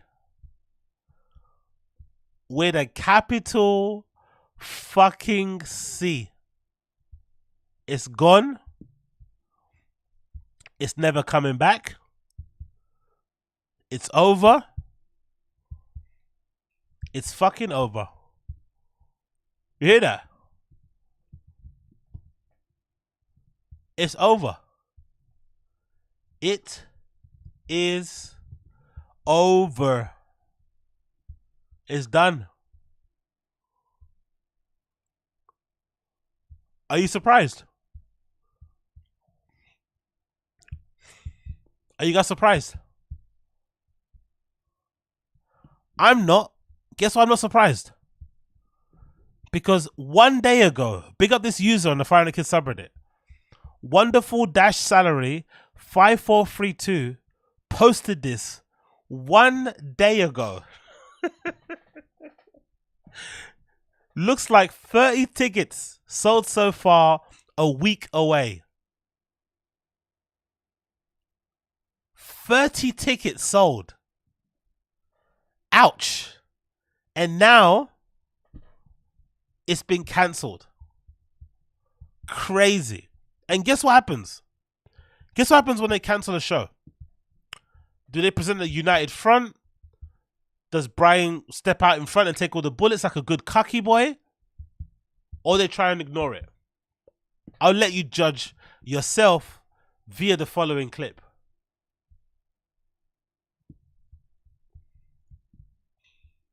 Back-to-back podcast, Brad. And one of the things about doing it a day after is there's always that fear that we don't have anything to talk about. But let's be honest, there's always something to talk about. We're a couple chatty Cathys. Couple chatty Cathys right now. Any news on the baby? Now, I thought it was, before you say give me the date, you have an obligation to Vancouver this weekend. I do have an obligation. So hopefully the baby doesn't come Friday. Look at this. Look at this shitty. No offense, Uche. No offense, Uche. But I've seen better acting in Nollywood movies. I've seen better acting in fucking Nollywood movies than this type of shit. Look at this rehearsed, scripted, note writing shit. Look at this shit. Funny you mentioned babies. Brian, aren't you having a child? Doesn't your child's name begin with a C? As in Charles. Big up Abe. Wagon, overnight shift with OZEMPIC over? You know, Abe Martinez, you know, we smoking on that TFATK pack. You know Abe Martinez, right? You know Abe Martinez, we smoking on that TFATK life pack, bro. We smoking on that TFATK life pack tonight. Huh? Blowing out. Big up Abe Martinez, appreciate it, bro. Friday or Saturday. It's a situation where my wife's not moving a lot, because if she moves a lot, it could come. Oh, look at them trying to explain pregnancies. Look at these middle-aged, especially this guy. Look at this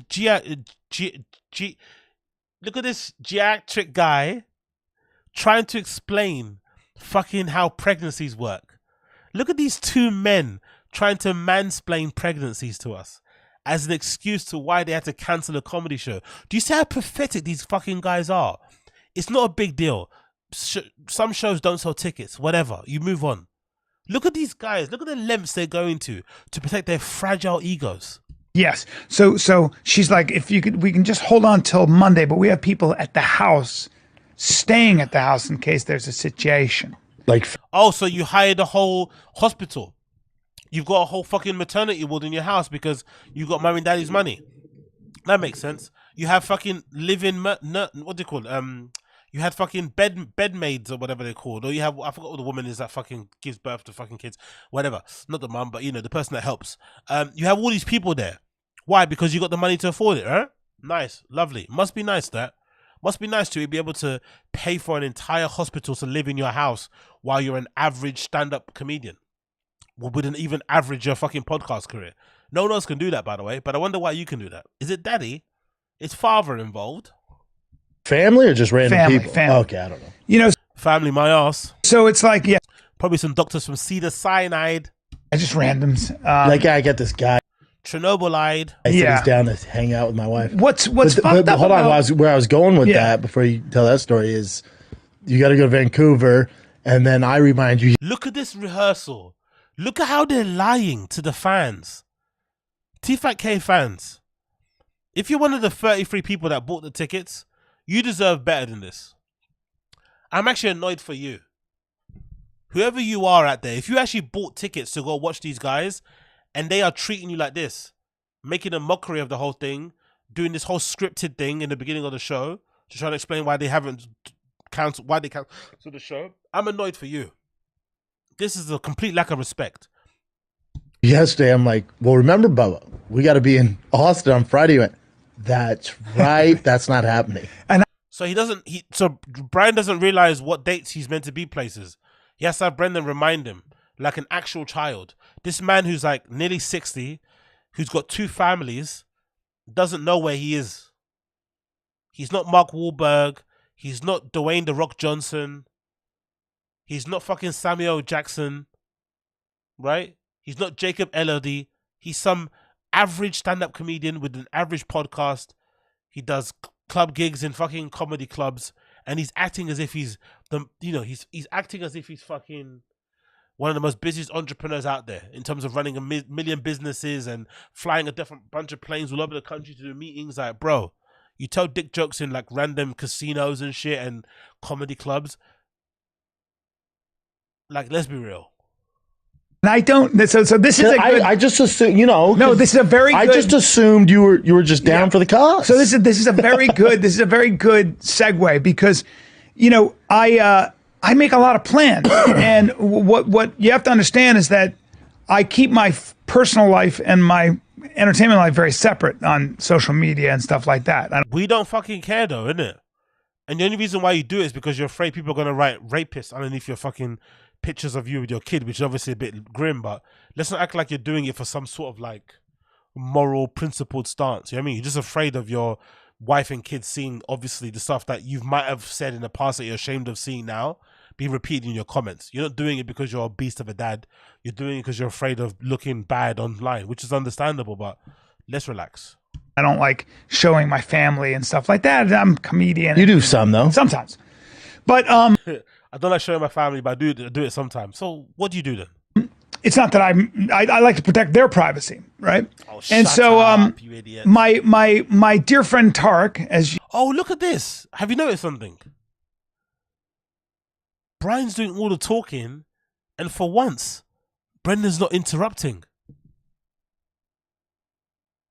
Isn't it funny?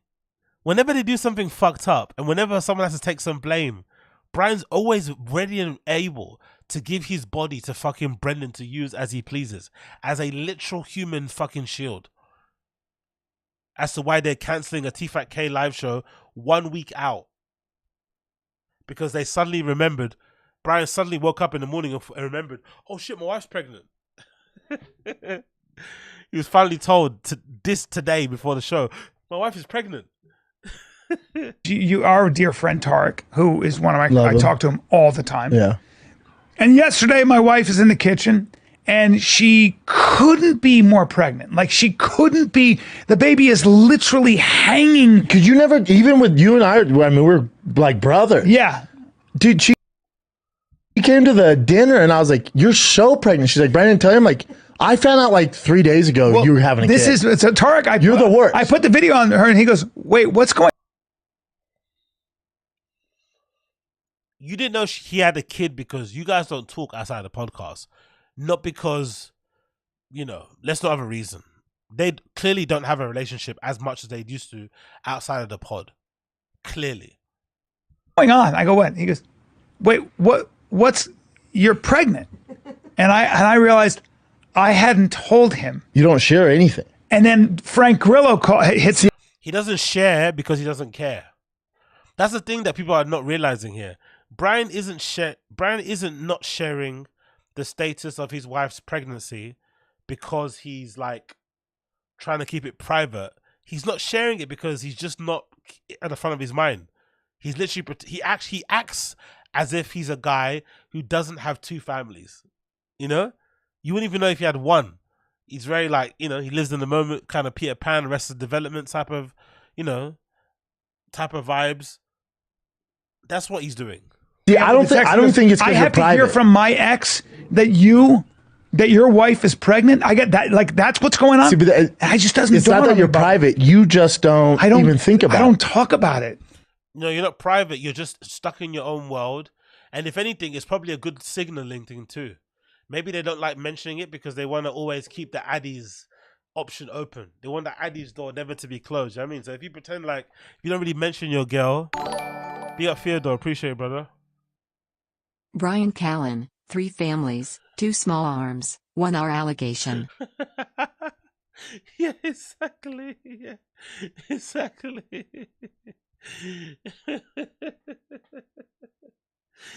It's free. Too soon. 1 hour allegation. Oh god, man, that's hilarious. Big up Theodore. Like I just feel like a guy's not going to be. Big up NJ Ranger. Meanwhile, the overweight hater Heavy D, aka David Lucas, gets allowed on board the mothership to fart out a special. Rogan had a literal murder on his podcast, NJ Ranger. Then he has fucking David Lucas as one of the regulars on there. Chappelle Lacey performs there a bunch of times.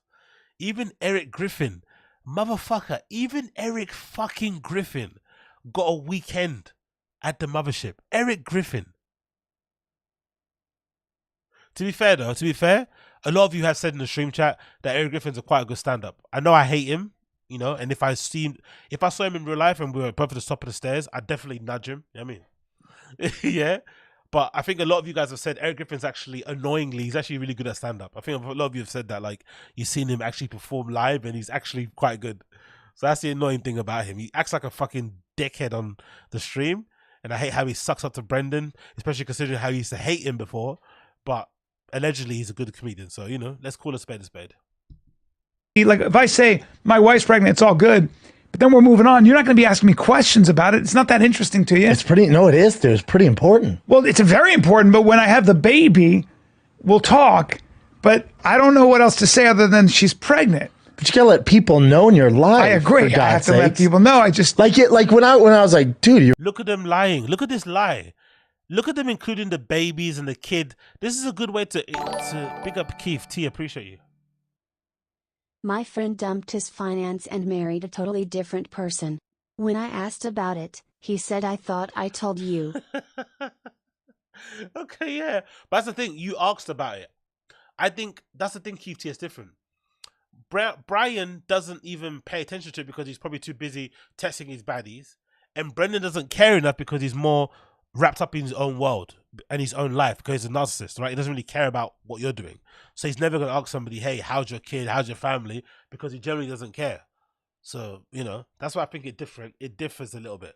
But your wife, big up Keith T though. Is ready to pop. If you're not gonna move to Vancouver, we gotta. Well, you said to me, we gotta. She might have a baby, and I go,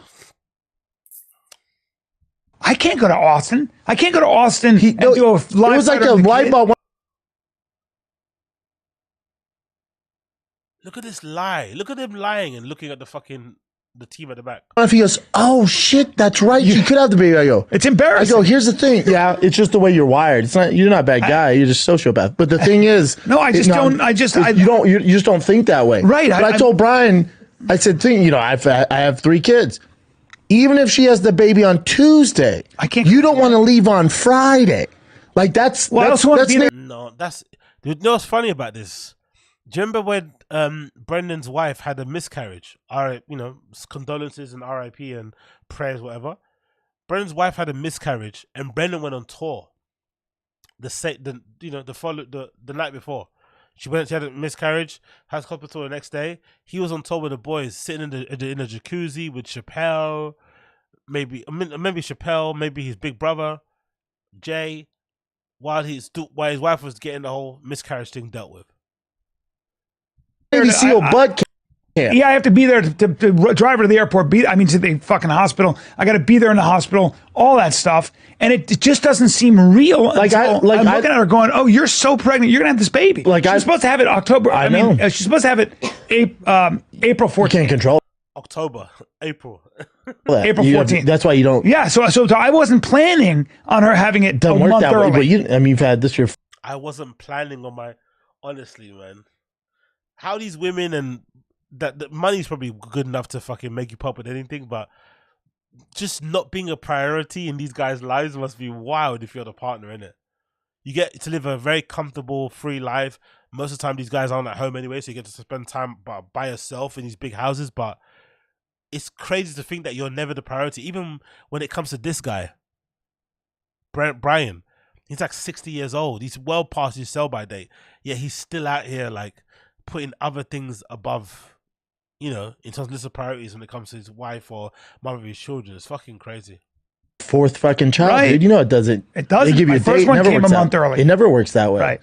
But that's why I told Brian, it's like, even if it comes on Monday, Tuesday, you got to be there on Friday for sure. I love Austin. I love doing the show. But the birth is 4 times in your life. I call Brandon. You know why, by the way? They're only doing this because they only sold 30 tickets. If they would have sold out the Vulcan, the fathership, the mothership, the stepmothership, if they would have sold it out, they wouldn't have been cancelling. They would have went through with it. The fact that they only sold 30 tickets means that they don't want to go anyway. And I go, "Hey, dude, I'm an idiot. I'm an idiot." Like my big up Panjam. If you watch the pool boy search from Mad TV, you will understand Bryan completely. Oh, really? He thinks Okay. He's that guy. Okay. I'm going to save that for another time and do my research. But thank you, Panjam. I'll definitely keep an eye on that. Or I'll find the scene and I'll watch it for myself and see what I'll go on. But yeah, Bryan's the worst. Bryan's the one. I'm not going to lie. If I could choose again, I think I'd start hating Bryan more. He's yeah. He has a lot of hateable qualities. My wife is popping. Now, I thought she'd have it. My wife is popping. Slap. A month from now, but she could have it at any minute. This is why you should communicate. Even if you would have told, like, you told me like a week ago, and I didn't realize how pregnant she was till you came to the surprise birthday party. Yeah. I was like, oh my God. Yeah. And I was like, yeah, that's interesting. We're still doing Austin, but I didn't bring it up at the party. Yeah. But even if I would have known, I'm like, oh, let's push Austin to April, end of April. It makes sense. Like you gotta, you shouldn't be. You shouldn't be in Vancouver. No, I'm taking all of April off. Yeah, like, and that was planned. Brendan's right though. He shouldn't be in Vancouver. But see how Brian didn't say nothing. He kind of went quiet. Vancouver's happening this weekend. I think he's performing in Vancouver this weekend. He said Brian didn't address that. He went like, look, one more time. Brian, for once, Brendan's actually right here. If you can't do the comedy mother show, if you can't do the TFATK live at the Vulcan, you shouldn't be doing the fucking Vancouver gig this week either, to be fair. Push Austin to April, end of April. It makes sense. Like you gotta, you shouldn't. You shouldn't be in Vancouver. No, I'm taking all of April off. Yeah, and that was planned. I said I'm not going anywhere for April because I got to be. We could do a live Fire and a Kid in LA. Yeah, but there's no Austin. Yeah, I'm doing. Wow. Now they're spitballing ideas of completely moving Fire and a Kid next time to fucking LA. So all those 33 people that bought tickets in Austin or surrounding areas, you simply do not matter. You don't matter because they're going to do it in LA next time because they're afraid of going to another state and having to perform in front of 10 people. Brea in LA. But that's Friday, Saturday. Yeah, that's all good because you're back home. She can figure it out. He's still plugging his dates. Yeah. But to go to get on a plane and leaving, you can't do it, Bubba. No. You know, four times in your life you have kids. Yeah, you got to be there. You got to be there. And she's such a troop. She's such a badass. She's like, I got this. I'm like, no, you don't have this. I'm not. You're not driving anywhere. Yes, Half Moon Bardo. Long time no see, my friend. Hope you are well, my friend. Hope you are well. Hope you're well. Hope you're good. Going. Yeah, you don't want that, dude. No. So. Okay. We're gonna reschedule Austin. Yeah, we're gonna probably reschedule April, Austin. May. So May, June. We'll do May, June, maybe. We're gonna reschedule Austin April, May, June. So basically, there's no date. There's no date scheduled. Vulcan are pissed that you probably cancelled it last minute. They didn't give any guarantees. We're gonna reschedule it April, May, June, July, August, September, October, November, December. Like there are no dates. Head fake, guys. So we'll do live Fire and a Kid and we'll figure out a location in LA for April. You know what I do? Bring your baby to the live. Okay, so this is such a dickhead move. This is such a deplorable move because they're only doing this because they didn't sell enough tickets. If they would have sold more tickets, they would have done the show. As we've seen with this fucking post that I showed you guys on fucking Reddit, right? Where the guy basically said that they've only sold 33 tickets. As of yesterday, somebody has been tracking it on the site, has seen that they only sold 33 tickets. So most likely, they knew that also. That's why they're not performing, because they don't like performing in front of no shows, especially those type of level of clubs or that level of kind of performances or whatever, gigs, whatever they may be. I said from the very beginning that I couldn't understand why they were pushing for the Red and C. I didn't really understand it because, like, surely the novelty of a TFATK live show finishes the moment you do the TFATK live show. You do one show and it's fine and overly. There's no need to put other ones out or make it a roving tour. It makes no sense, especially considering, you know, the lady in question is a new artist too. So in this case anyway, I just think this is deplorable and disgusting. I think you should always put on a show for people, even if it's 5 people watching you, 10, even 1 person. The fact that they're cancelling it mostly because they couldn't, you know, whatever, it's absolutely deplorable. It really is. And I also love the fact that in these situations, whenever there's a, you know, scandal, whatever it may be, Brian's always the one that has to fucking sacrifice himself for the sake of the show, for the sake of taking the heat off his friend who's one of the most hated comedians in the world. He gladly steps in front of the bullets, gladly steps in front of it and tries to rework it and ad-lib it away to make it not sound like a diss when it obviously is, especially when you see the features list. But yeah, in this type of case, I don't know, man. I don't know. I said it from the beginning that I didn't understand why they did the Fire and the Kid live anyway in fucking Austin. I didn't get it. It was clearly, as we've now seen, it was clearly, and I think I mentioned it in one of my videos. I think I got to clip that one. I think I mentioned in one of my videos that I thought that they were only doing TFATK live in Austin in a weird, perverse way to get closer to Austin. Like, hey, we're in Austin every week. Bring us on your show. Give us a gig at the Comedy Mothership. I think that's what they did it for. They kind of, it was a kind of, you know, an evil genius type of plan to try and get back into the good books of fucking Rogan. Obviously, it didn't work, but I think that was the case. But canceling the show 1 week before because you sold 30 tickets, but not really being honest enough to own up to it, is one of the prime things that makes watching Brendan and Bryan Callen content so much funny, or so funny to fucking watch, because they're so weird when it comes to this sort of shit. It's almost unbelievable how they do this. And also, there's another clip here, courtesy of Bryan Callen, where he basically tries to get in front of it and offer himself up as a human shield as to why TFATK Live got cancelled. Again, very, very embarrassing, very cringe, but, you know, that's Bryan's brand, I guess.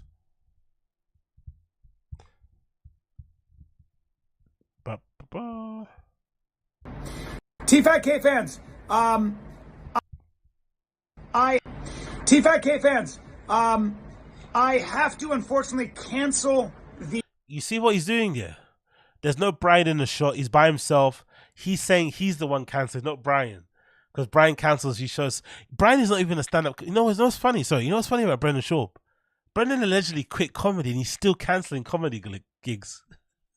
Can you imagine that? He quit and he still perform... Like, yeah, whatever. The 29th, March 29th, at the Vulcan in Austin, we were going to do a live Fighter and the Kid. I cannot be there because my beautiful wife could give birth at any time. I cannot be on stage while she is giving birth to my child. But you're performing in Vancouver this weekend. You're literally traveling to Canada to perform. That would be very bad. And, you know, I have my priorities. Love you guys. We will reschedule. My apologies. This is but embarrassing. I got to take care of business. And we will... As if he didn't know he had a wife before they booked the comedy gig anyway. As if he had no idea when she was going to be due. As fucking if, bro. Be back and we will... Look at that smile. Look at that fake, disingenuous smile. These guys are real pieces of shit to their fans, bro. The 33 fans that bought tickets, I feel bad for you guys. You hope you're going to get a refund anyway, but it's just a waste of time. We will be... we can't wait to perform for you guys live again. Live. And this time I'll have 4 children, not 3. So God bless. Jesus Christ, bro. Imagine still being happy to being pregnant in women at fucking 57 years of age. This guy's a fucking psychopath, bro. Absolute full-on psychopath. But hey, God bless him and his family. God bless him and his family. God bless him and his blood clot family. I gotta be honest, right? I'm not surprised. I'm not surprised. I've always been kind of not surprised. I've always been kind of surprised that they didn't do TFATK live shows sooner. I think I've said it on record on the stream a few times. I honestly do think that if they partnered up more and did more type of live show, more live show type things, that they could honestly do far better than their individual stand-up careers. But because stand-up is obviously a hard thing to get into, you work with all this way to get where you can get to, where you can at least sell some tickets, why would you give it up? Big up Theodore. Hey guys, sorry I just found out my wife is 8 months pregnant a month ago. Exactly, Theodore. Exactly. Not even say a month ago. Forget the month ago bit. Just say, oh, hey guys, I just found out my wife is pregnant. Do you know what I mean? My wife is 8 months pregnant. Like, that should be the one. That should be the one that you know is full of shit. But big up Theodore. Appreciate you, my friend. Appreciate you. Yeah, big up Gretchen Baker. None of you guys bought tickets on piecing out hate your audience. Exactly. But maybe you guys on Stream Chat can convince me. I'm legitimately still shocked that they can't sell like 100 tickets in Austin between the both of them. I'm not going to lie. I know it's not billed as a stand-up show, but maybe I'm being naive, but I'm still honestly surprised that they cannot sell 100 tickets between the both of them in Austin. It's pretty tragic.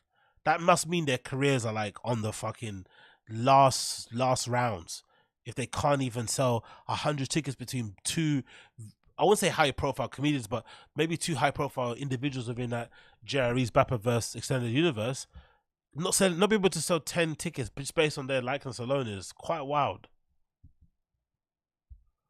But yeah, in another way, I'm also super surprised that they just couldn't figure this out. And why they didn't do it in LA first. Like, why would you go to Austin? Like, just to bread fucking Rogan. They should do it in LA because of the whole LA connection they have. Abbott Kenny, you know, Fight Club shit.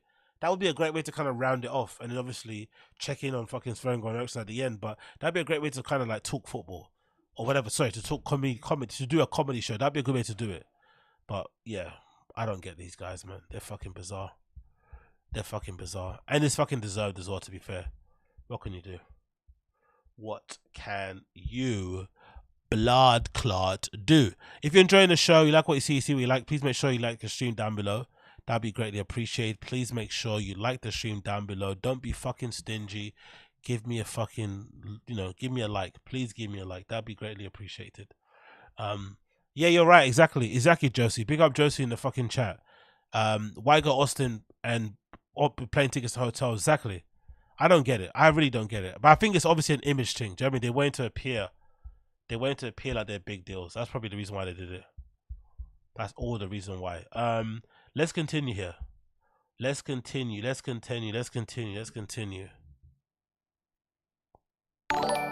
Yo, big up God's Node. Bryan better cancel all podcasts around those canceled dates just in case she has the baby. Yes, better cancel. Exactly. Yeah, exactly. Exactly.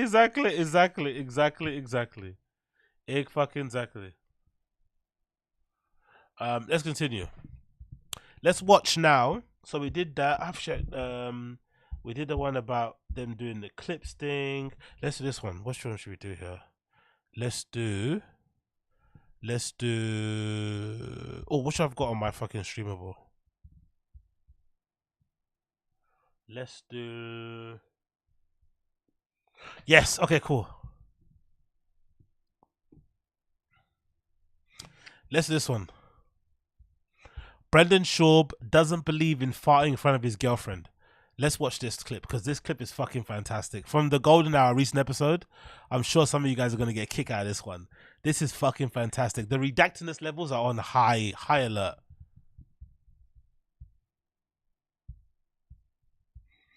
Let's go.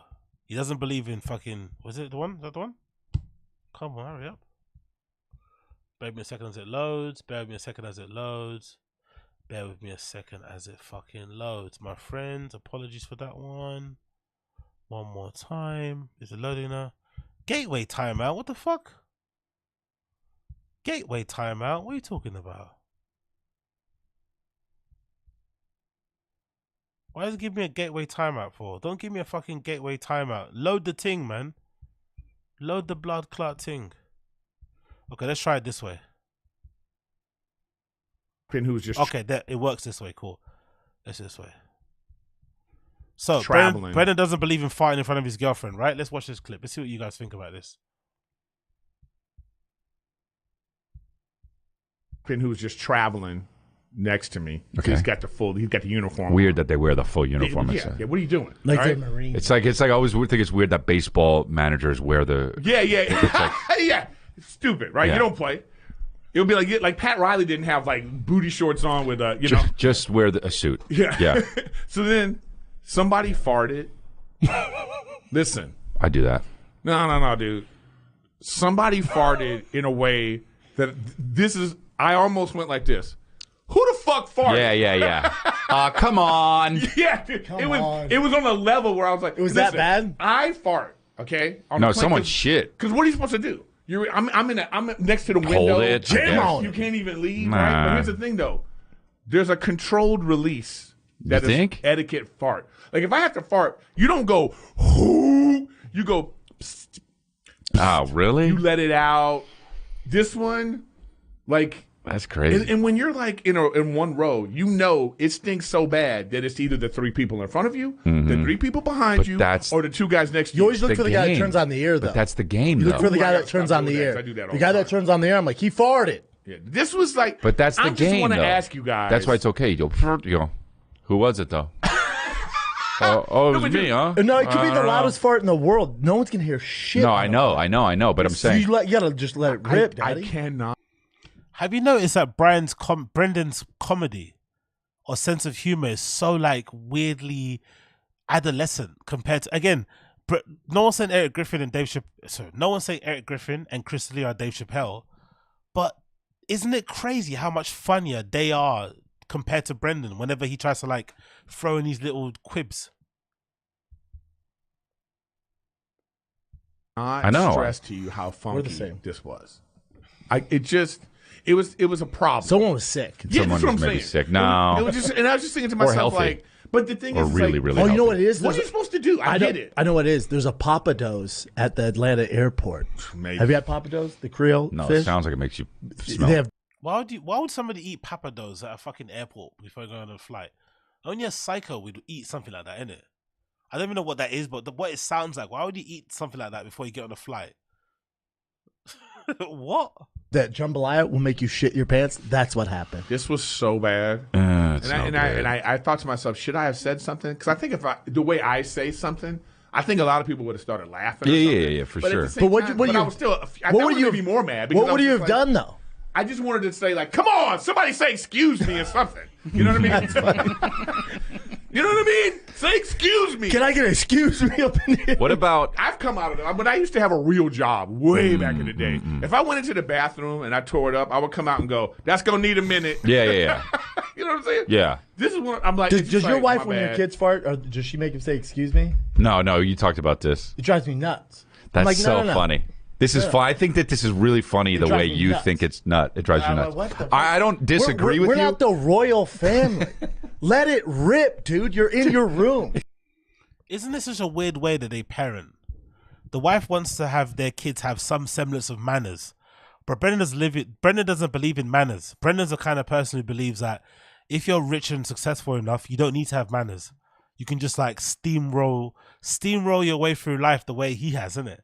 You can just go and nobody can ever pull you up because you're too rich and powerful. That's kind of how his brain works. It's kind of scary to think that way, isn't it? It's like, it's kind of wild. Their kids must be like caught between like a rock and a hard place, between the mum that's like telling them to be polite and considerate, and between the oaf that's telling them, don't worry, man, you're Brendan Schaub's fucking kid. You don't need to do that shit. You don't need to say excuse me. You don't need to fucking, whatever. Let it rip. Okay, cool. Let it rip. Like Tiger will fart and he's a big kid. He'll fart and then my girl like, what? He's a big kid. Like always the mention of he's a big kid. He's a beast. He's a this. For those of you guys in the stream chat who have kids, do you talk about your kids like that? Do you always mention, every time your kid, you think of your kid, you say, he's so smart, he's so big, he's so fast, he's so strong. Does it happen all the time? Is that something that people do with their kids? Maybe it is. But he doesn't miss opportunity. What do you say? He's like, excuse me. Like, no, you don't. No, you don't. No. You don't do that. You're undermining. People That's that fart hilarious, and say, dude. excuse me, drive Teslas. Don't do that. That's so funny, dude. Have you ever farted and excuse me? No. No. Actually, Because we're Americans, Actually, right? you fart and then you just lock eyes with your wife. Yeah. I go like this. Yeah. I've never farted in front of my girl. Never. What? Keep it sexy. She's never farted in front of me, not once. That's okay. I understand that because females. You've never farted She's a in front princess. of your. She's a princess. Where do you fart? Yeah. All right, I'll pull the silencer. I'll grab a cushion.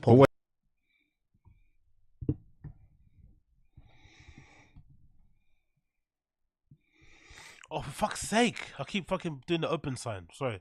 That's okay. I understand that because females. I just go back to what he She's said. never- Yeah. I've never farted in front of my girl. With your wife. Yeah. I go like this.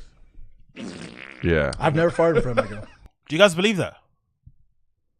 Do you believe Brendan has never farted in front of his wife? Considering how disgusting he is. You think he's never farted in front of her? I don't. I think this is a complete lie, and I'm not too sure why he's lying either. She probably hasn't farted in front of him, but he's definitely farted in front of her. Never. What? Keep it. She's the kind of person who I think Brendan's wife, if there was a surgery that could take away your farts, I think she'd get it. She's probably that kind of person.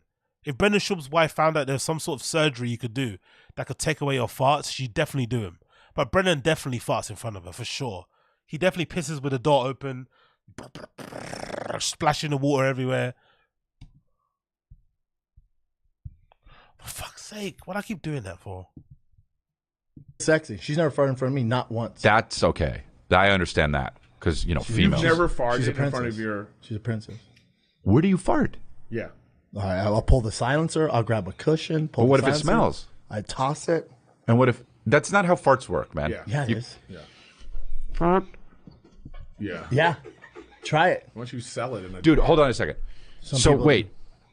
So okay, so hold on a second because this is something we got. Because I'm with 10 years, 10 years, 11 years, not once. But not now. First of all, your wife's Mexican. Come on, bro.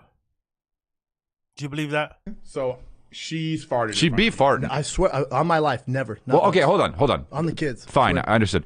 So you never let one out and it was smelly? No. And no. I'll go elsewhere. We have a big house, right? I'll go elsewhere. I'll go outside. I'll be like, I left something outside. We got a big house. Crazy to me. That's keep it sexy. It's crazy. Do you believe this guy would ever leave a room to go and fart? He doesn't even go to the toilet to piss in the fucking loo. He pisses in the sink. Come on, man. Come on. Crazy how it hasn't happened. It's sexy to fart, bro, and own it and look in her eyes. Yeah. And if I have to take a shit, I go down to the downstairs this is bathroom. crazy, This is bro. crazy talk. Rachel shits with the door open. You know what I mean? Chris and I shit together. I go, she sits on my lap. There's a couple that does that though. There's a couple that does that though. They have toilets right next to each other. And you're going to just no, not on me. Yeah. Look at them trying to make a joke and trying to be funny. And look at Brendan just struggling to keep up. Yeah. No, we don't do that together. That's disgusting. But that's pretty funny actually. But even my daughter, like I change diapers. I'm a beast at it. If she takes shit, tell my girl no. So you only do pee-pees? Yep, only pee-pee. That's hilarious. Dude, you're a weirdo, huh? I mean, we're all weird in our own ways. Oh, I like the other day. the other day, my kid is like, Rachel's taking the diaper off. We're sitting there with him, and then you know, he's cries sometimes, but when he gets quiet, that's the storm is coming. Oh. So he gets quiet, and he just fucking pees. Oh yeah. Right. Then he locks. It was funny. That's so funny. He locked eyes with Rachel, and then he just shits. Oh, you know great. I mean? And the way he did it, I was like, yeah, get it, son. Hey Nick. I was like, look at your mom's eyes, and you just shit on that table. You're in a new relationship. You guys. Do you think Eric thinks what he's saying is funny, or do you think he's doing that just to fill in the air? The dead air type of thing. Do you think Eric is like really amused about what you say? Be farting around each other? I mean, try to keep it quiet, but I got some stomach issues once in a while, so it's unavoidable. You be letting them rip, huh? No, I'll try to do the best I can. Eke them out. Listen, I do the best I can. Listen, trying my sweetheart, best, I have stomach goddammit. issues. I'm going to be doing the best I can. If one leaks out, one leaks out. But Yeah, anyway, just is that a press conference? He makes it sound like one's gonna slip out, then the whole house is gonna go quiet. You know what I mean? Like he's gonna be with his wife. Yeah. You're gonna look at each other, and then that's gonna be it. That's it. I want a divorce. I need get out. Comes in, She gets farts. sad. I go get out. Nick, but so you have a how early in the relationship were you just ripping farts in front of her? I'm not ripping farts. He's not ripping farts, bro. You're It's putting words happened. in his mouth, It's man. happened, yeah. You're putting farts in his butt. Yeah, it's happened, and Well, sounds like he has an issue, right? No, man, you're kind of making it No, he just said he has a stomach issue. Yeah. But the way you're doing it, you're like leading it. You're leading it. You're doing like what journalists do. You're like, so you have farted, you know. He's She like, has well, I heard mean, I it. don't know. She's in front of you. Chin, when you had a girlfriend, would you fart in front of her? There's two instances. So one of In Korea, if you fart or sneeze, the women they get killed, right?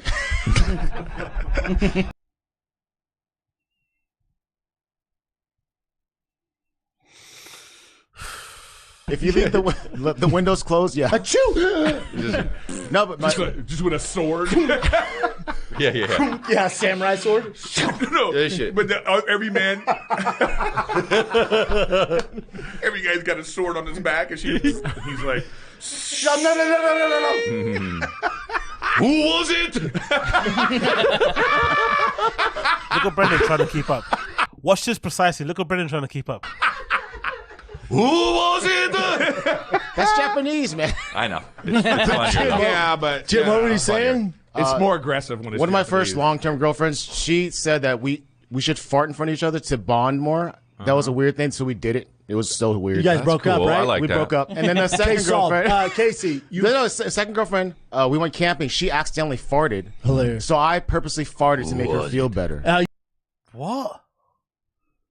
I purposely farted to make a. Is you talking about the woman that we look at in these videos? You guys broke up, right? We broke up, yeah. Hey, Casey, you fart in front of your girl? No. Boom, classic. Yeah, you're not supposed to. I mean, yeah, whatever. East Coast. I like how he'd never asked Shanaz. Why doesn't Shanaz get any questions? Is she not allowed to answer questions? Etiquette. This is all nonsense. Kevin, you be farting in front of your girl? Right, Chris? This is nonsense. He said, yeah, for sure. It's unhealthy to hold it in. Yeah. Is it though? That girl had to go to the emergency room holding Comes out in. as a burp. No. That's science. You fart. It stinks. Fart. It's like a natural thing. You fart. Dude, if you are having gay sex and you fart and the other guy will burp.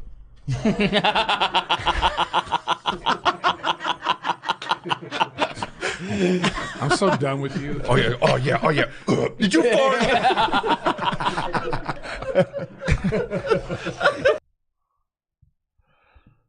If you enjoy that shit, I don't know.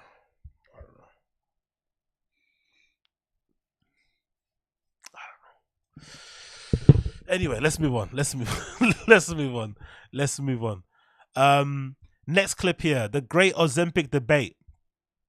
Brendan, for some reason, is refusing, even to this day, to admit that he's on Ozempic. So he keeps talking about it. Oh no, he doesn't talk about it before. But today he felt, brave enough to talk about it with some sort of confidence, and he seems to be oddly knowledgeable about the pros and cons of Ozempic, who's on it or who's not on it, the current debates, talking points around it. So it's obvious he's on it. So I'm still curious, like, why is he still pretending he's not on this thing? Why is he acting like he's not on Ozempic? Like, just be proud. Wear it with your fucking, wear it on your chest. Why are you acting like you're not on the thing when you're on the thing? Let's watch this clip. This is fucking hilarious, by the way.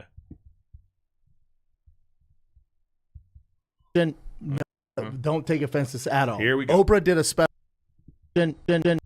No, don't take offense to this at all. Here we go. Oprah did a special last night. She left Weight Watchers and she's like pro. Imagine who else would know that Oprah did a fucking Weight Watchers, or Oprah did a special? If you're not keeping an eye on all this Ozempic stuff, who else knows this kind of information? He's clearly on it too, by the way. We all know it to be true, right? We all know it to be true. The guy who struggled with his diet or struggled with his weight his entire life, the time that we've known him online, clearly somebody that has had an issue with trying to lose weight, suddenly loses weight when the one drug comes around that makes you lose weight. And also, by the way, as a coincidence, he's not drinking alcohol anymore. And what's one of the major unintended side effects of Ozempic? It somehow craves your addictions as well. People have reported quitting smoking, quitting drinking because they're on Ozempic. So it not only, satiates your fucking hunger, it also makes you quit other shit that you're into. So I don't know why he's lying. Ozempic now? Yeah. Would you consider? I'm not saying you need it. You're beautiful the way you are. No. I don't want to do that. Would you do Ozempic? No, because when you lose weight, it requires work. That's why. Eric couldn't even be bothered to just do this and stab himself in the fucking stomach. It's too much work. And you don't tighten up your body, you look ridiculous. Eric's one of those fat guys. I met those fat guys. I never was that fat guy. Eric's the kind of fat guy that thinks. Eric's the kind of fat guy who knows everything about. No, Eric's the kind of fat guy that always mentions loose skin. He's afraid of loose skin. So he wants to do things the quote unquote right way. But saying he wants to do things the right way makes it that he doesn't ever do anything, because he's always waiting for the right time. That's the kind of fat guy Eric is. I know the type of fat guys. He knows so much about, how to lose weight the right way, how long it takes, the commitment that you need, determination, discipline. But he always is afraid, or he always mentions the loose skin thing as a way to say, I can't do fad diets because of loose skin, which then stops people asking him about it, which then kind of gives him a bit of a buffer. Yeah, I know him. I know this guy. Look worse. Well, then you got to cut the skin These off. Ozempic people look like they look. I have a buddy of mine. I'm not going to say his name, but Matt tell me that he's an older guy. He's around my age. No, and his wife got on Ozempic, right? And what it did to her, she melted. Yeah, he was like, looked like a Salvador Dali painting. Yeah, she was he was like, she lost her ass. Yeah, and she yeah, lost yeah. her. You know those clocks that Salvador Dali paints? That's what her titties look like. I wouldn't want to do that. But here's the thing though. Of course, I had to get up on the screen. You see how Brendan laughs more when he sees it on the screen. He didn't know what a Salvador Dali painting was. You see how Brendan chuckled way more when the picture came up on the screen. He had no idea who Salvador Dali was before he saw them. And he was, oh, yeah, I remember that. My God. Everything's melting. Even if I did that, I still would work out. It's not a good painting. People should still work out. Oh, for sure. Look at Eric telling people about working out. Eric can't even probably do a single push-up. He's talking about workout. Sure. Yeah, but people aren't doing that. And big up my guy, Darsky the Flow. What's good, Darsky the Flow? Hope you're well, my friend. Yeah, Brendan always struggles. Again, I don't really find Chris or Eric that funny, but let's be honest. They are fucking running rings around Brendan right now. Oprah had to leave because she was lying. No, yeah, 100%. She's pushing Weight Watchers. She's doing some like, I'm no. People were like, it's a bad look. Yeah, she's pushing. She got called out. Yeah, she's pushing Weight Watchers, and there's fat bitches all over the country like, oh well, Oprah's on Weight Watchers, I can do it too. And then turns out, no, actually, I was on Ozempic. It's like, what? It's tricky though. That's how she made $1 billion though. Yeah, she owns like 60% of Weight Watchers. It's tricky though.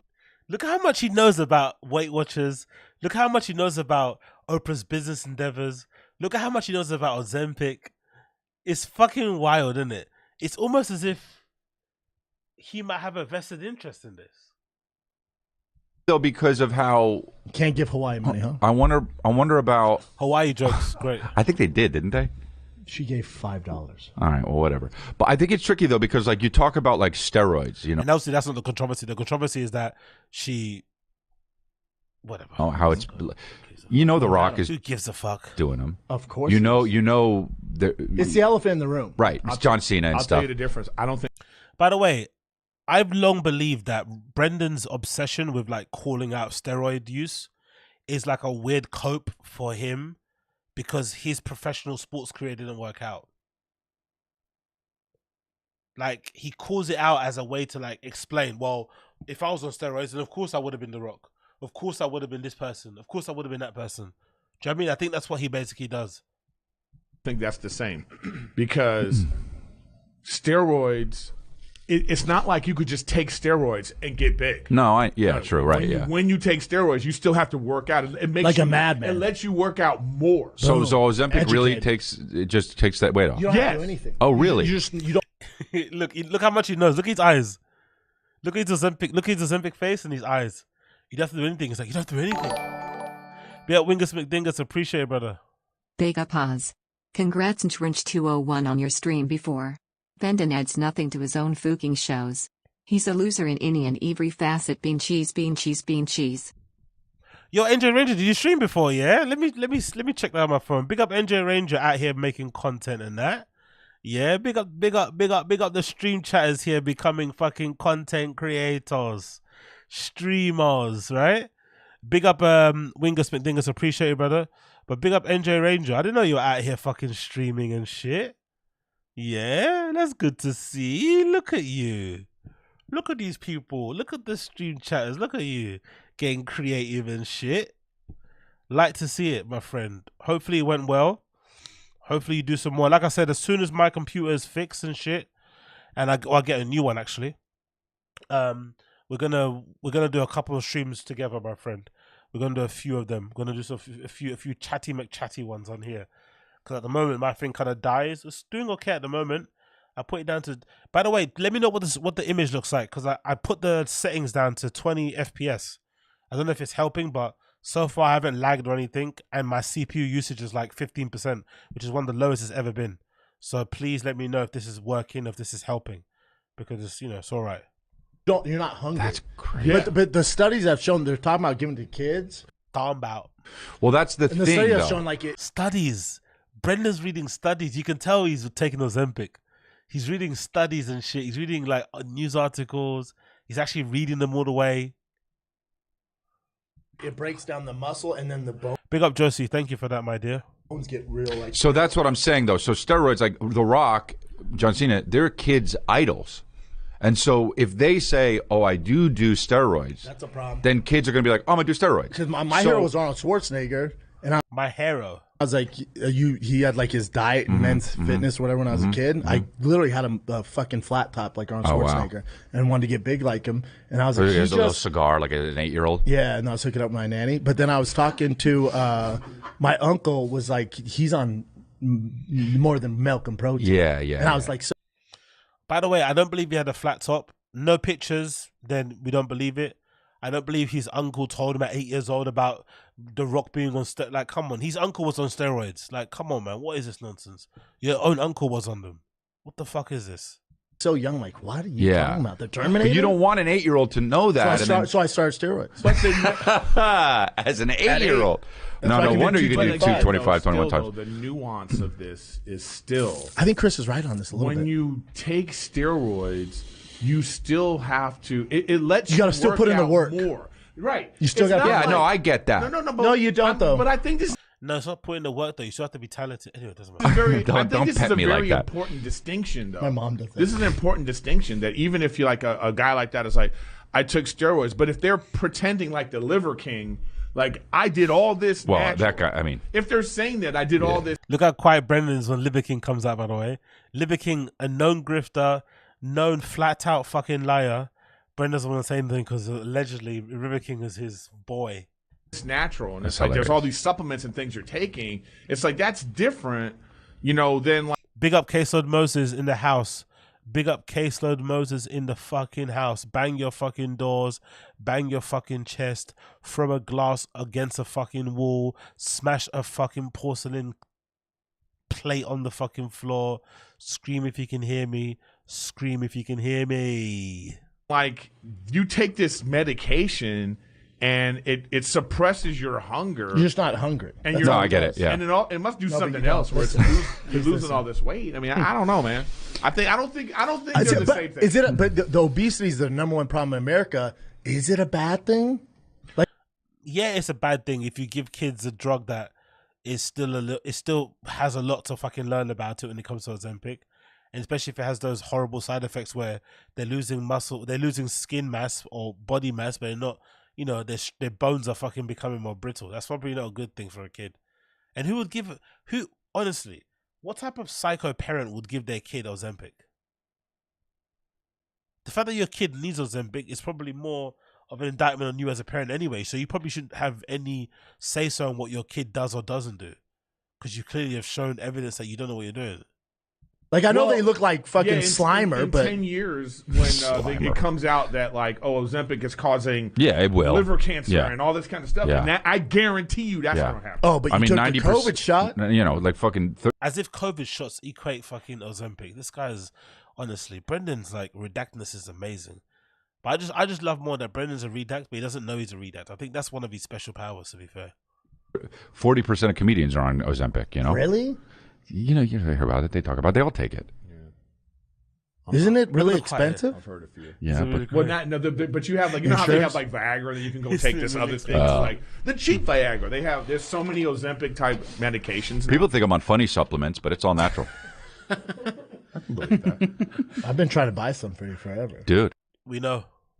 No, people go, you can't be that hilarious naturally. What are you taking? And I go, oh, you think I'm on funny supplements? Yeah, people always think that, but I'm not. Supplements? You can't come up with a better name.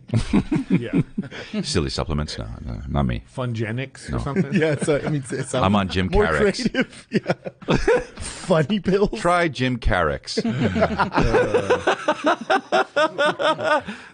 Anybody know anybody in here taking Ozempic? Yeah. Look at Chris's eyes. This is one of the best clips ever.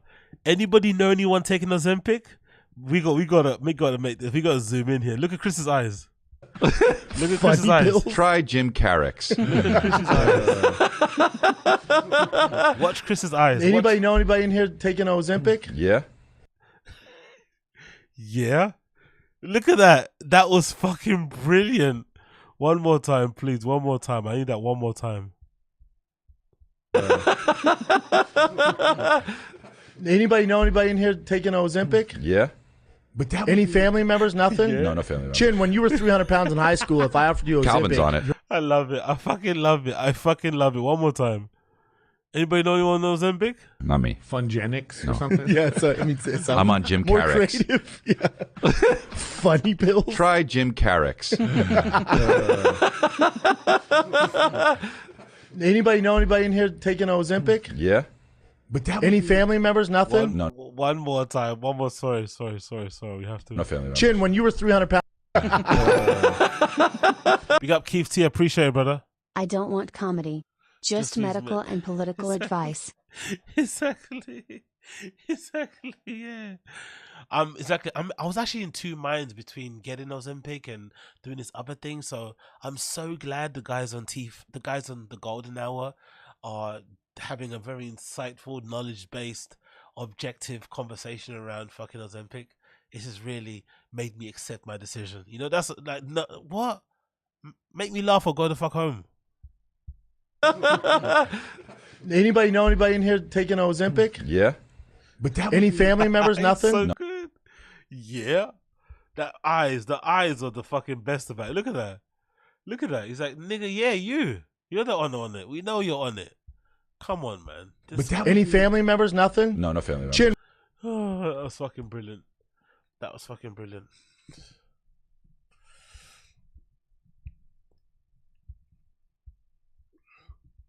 Let's move on from that one.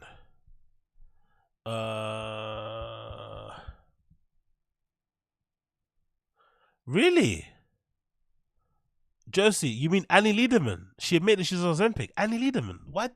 Why is she on Ozempic? She's tiny. She looks really small to me. Fuck, boy. Weird, isn't it? I thought she'd be the last person now. I don't know. Maybe she looks bigger when she's standing up, but from what I've seen on her videos, she looks tiny. Weird, isn't it? I wonder why she got it. Maybe what? She got like some stubborn fat somewhere she can't get rid of. Seems odd. Seems odd. Because I understand if you're maybe a woman as well, especially after you're giving birth, you're putting a tons of weight and you want to give yourself a kickstart to get into the gym and you want the results to be immediate so you see the results so you can kind of keep them up. I get that. But it's probably not a good long-term solution. You would imagine so. But you give people a pill or a way to do that stuff easily, they're going to take it. I mean, they're going to fucking take it. So it's no surprise to see where it's kind of headed now. No surprise to see where all that stuff is headed now. Okay, cool. Let's we did that, we did this, we did that. What else we got to talk about here? We did that.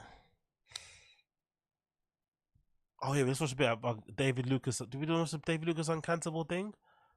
Should we do that?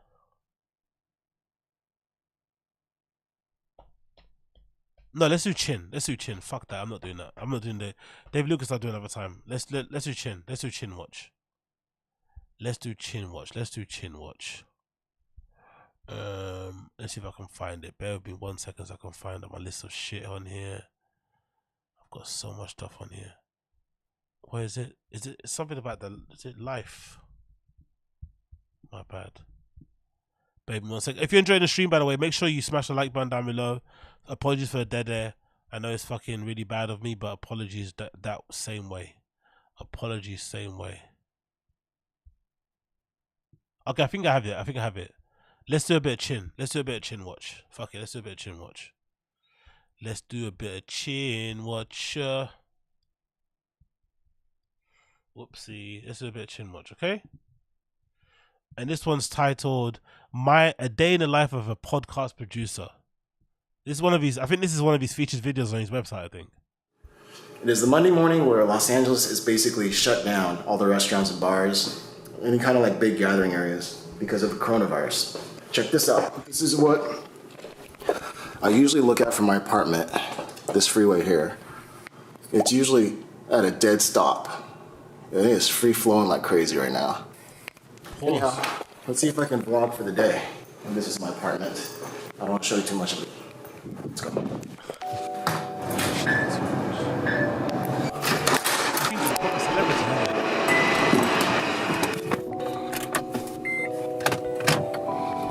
I feel like we watched this before. Have we watched this before? Or is it they just all feel the same? Have we watched this before, or do they all feel the same? All right, walking up to the studio. It was only a 24-minute drive because of the coronavirus. I don't see anyone here. It's the old studio, right? It's the old studio too. Turn on. Yo, big up Yoho Joy as well. Appreciate it. The light here, turn this guy on. You're a nasty motherfucker, Then, but I appreciate turn this you. guy on.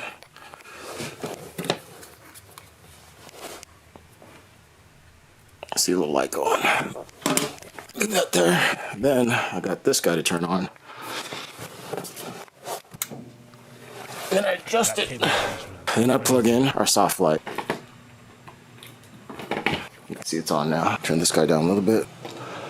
And now, log in. This is going to be boring. Fucking the editing and the fucking moving of the camera around, it's kind of giving me vertigo. I'm not going to lie.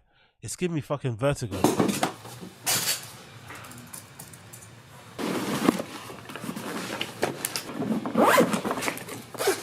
These are my SSD drives. This is Friday the Kid. Okay. Pro Tools. Actually, turn on the Universal Audio Apollo. Turn that guy on, turn on the backup recorder, and then Pro Tools will recognize the interface. There it goes. Now, I got this bad boy. It's for all the SD cards. Oh, wow. And I use this one, 16 gigabyte one, for our backup recorder. I always take my SD cards with me because I don't want anyone to have access to all of our stuff. It still has 6 hours left. That's cool. What are they going to do with TFATK unreleased footage anyway? What could somebody ever possibly do that's going to make them richer? Come on, man. Discover me, like... Ugh. Now, I still have more setup to do here, but let's go to the below the belt studio so I can get this drive in there. Well, no one's here. Interesting. So nothing is set up yet. Turn this guy. It's dark in here. So this is the drive I use for below the belt. And then I also use it for Friday the Kid once I'm done with below the belt. So launch Pro Tools. Alright, she's loading. And also, I don't know if you can see this. Well, every Monday morning, I'll get texts from Brendan about the start of the show, how many current events we got, all that stuff. So there you go. I do put him down as Big Brown on my phone. It's hard to do this one hand. So since no one's here yet, I might as well just continue to set up the Fighter and the Kid. Now, you can see that is a little too bright. Let me turn this down again. You can see this here.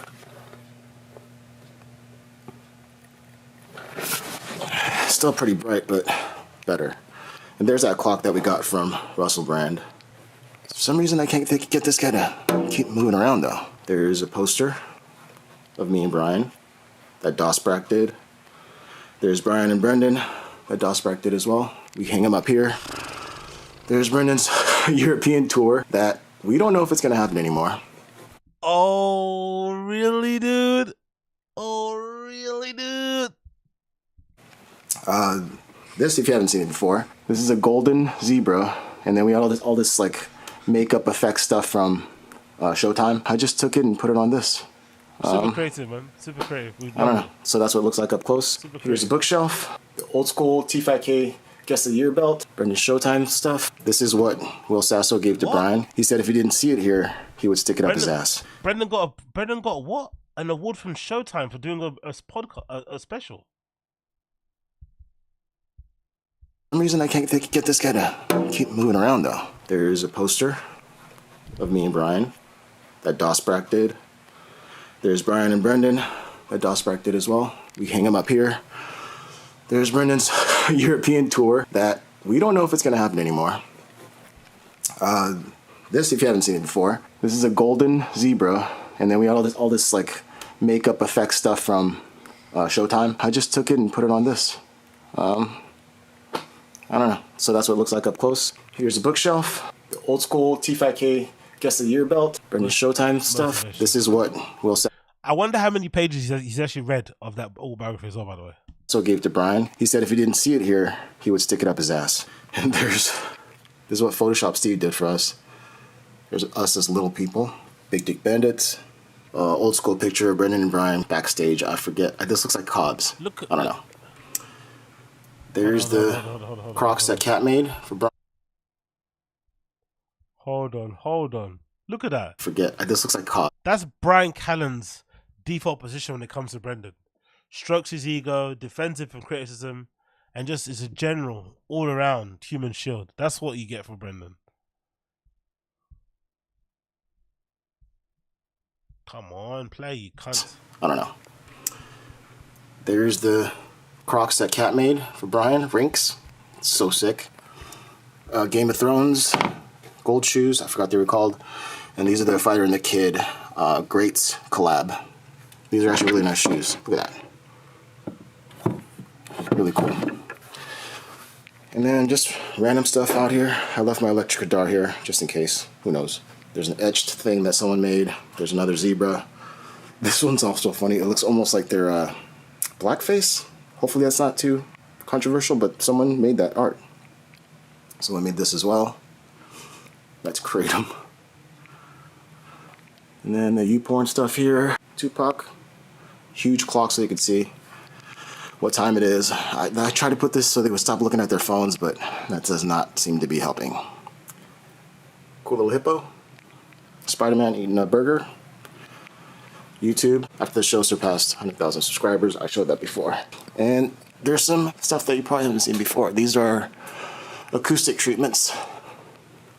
There. There's my station, as you know. Here's a big-ass couch. And yeah.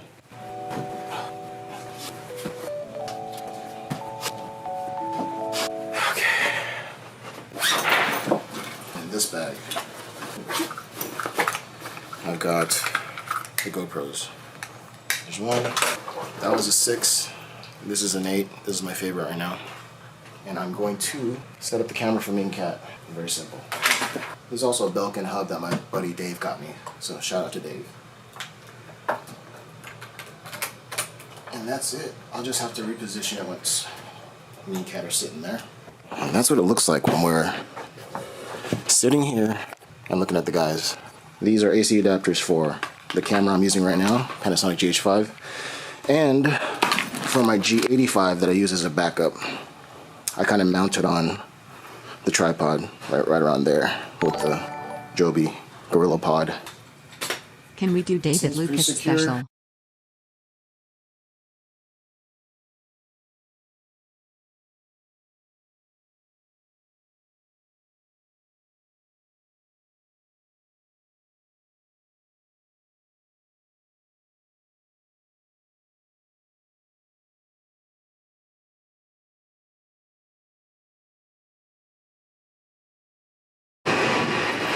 Getting into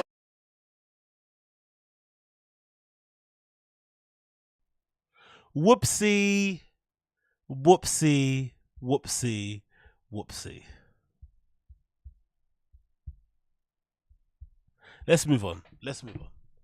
David Lucas time. Let's move on. Let's move on. Let's move on. I'm getting bored of fucking Chin. Let's fucking move on. Fuck Chin. He's fucking boring. Fuck fucking Chin. Big up in the stream chat for letting me know about me being on mute. Don't big up Big Bayo, by the way. He's trying to sabotage the thing. You know? Big fuck Big Bayo. I'm not with that. So let's go. Let's watch David Lucas's fucking comedy special, right? Let's watch it, yeah? Let's watch it together, guys. Let me get it up on my screen quickly. Then we can watch it together, okay? Cool. Where is it now? Where is it? There we go. Uncancelable. David Lucas. Let's see what that's like. So cringe to call it a comedy special uncancelable, by the way, but hey, you know what? We'll let him live. We'll let him live. We'll let him live. Let's get it going. Bear with me a second. There's playtime over there. Let's playtime over there. Cool, let's go. Uncancelable. You see a half empty, I see a half full, and y'all know y'all can't fuck with the boy. You're doing what you could, I do it for the hood. It looks nice though, innit? It looks fucking lovely inside. Whoever designed the interior, you could tell they spent a lot of money on this. Rogan writ a fucking open check and just, you know, kept it going because it's fucking beautiful on the inside. Coming straight from the block, you know we from the bottom, but now we at the top. We can't be stopped. Got the game on rock. Let me show you what I got. Oh, come on, you can do way better than that. I said, are you ready for David Lucas's first ever special? Let's go. He's never done a comedy special. This is his first one. Rough, boy. He's been getting some bad reviews. This is his first special ever. Fuck, I feel bad for him, bro. Okay. You know him from Kill Tony. Give it up for David Lucas. You know we from the bottom, but now we at the top. We can't be stopped. Got the game on lock. Let me show you what I got. Check. Cool.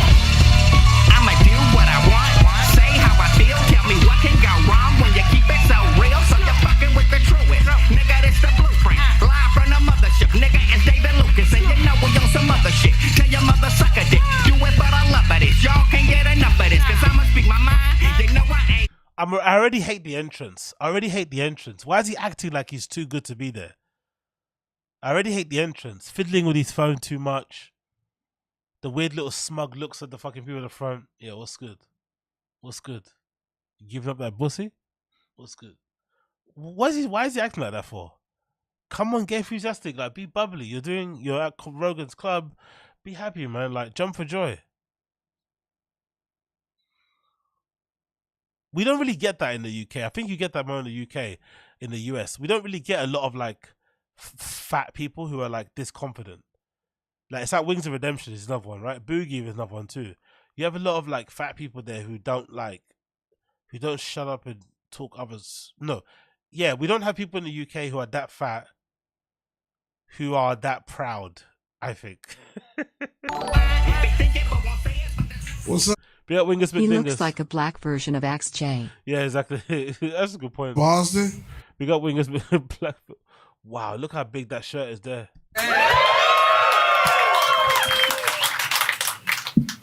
Austin's weird. You know what I'm saying? That's y'all fucking motto, man. I've been dating a lot of white bitches since I've been in Austin. Not because I want to, I just don't have a choice. It's hard to date white women though. Because like what? You can't really like. What the fuck is this? I'm already starting to get annoyed. What the fuck is this, man? What is this? Is this his type? Is this his style? Where he's like pretending to stammer of his words or something? Discipline them the way you want to. For real, it's like as soon as you put your hands around their neck, they turn red. It's the weirdest shit. It's like, damn, bitch, I'm going to jail, huh? Fuck. That's why I like black girls, man. You can beat the shit out of them. They don't even get black eyes. It's like, call the cops, bitch. Ain't nobody gonna believe you anyway. I already unplugged the Ring camera, ho. I believe in domestic violence, man. I do. You know what I'm saying? I really, if you do it right, like a lot of guys don't do domestic violence right, man. Like they be hitting that girl in the nose and the lip, you know, leaving her bloody and shit. You can't do that, man. You gotta hit these hoes on top of the head, nigga. You gotta fucking Donkey Kong a bitch sometimes, man. It's like, bitch, you gonna have to get a CAT scan to prove I beat on you, ho. Ain't no fucking proof. Can fellas admit that dating was a lot better when fat girls had less confidence? Like, seriously, it was way better dating when fat girls had zero confidence, nigga. Like, ever since Lizzo came out, these fat hoes' heads is in the cloud, nigga. I hate that shit. Every bitch with jiggly arms is out of pocket. It's like, god damn, man. Because men know, bro. Fat girls come in clutch like Kobe in the fourth quarter, nigga. You know what I'm saying? You down by 15, put a fat bitch in. She good for 17 points. Hey, come on, bitch, off the bench. Oh, I need 17, man. Because as men, we've all been there. You know what I'm saying? It's 1:45 at night. You at the club. 15 seconds left on the clock. Ain't nobody text you back. You look to that left corner. You see that bitch that weigh 390. And you're like, damn. Shit, ain't nobody text me back. Fuck. I guess so. This bitch got ass in the front and the back. Fuck it.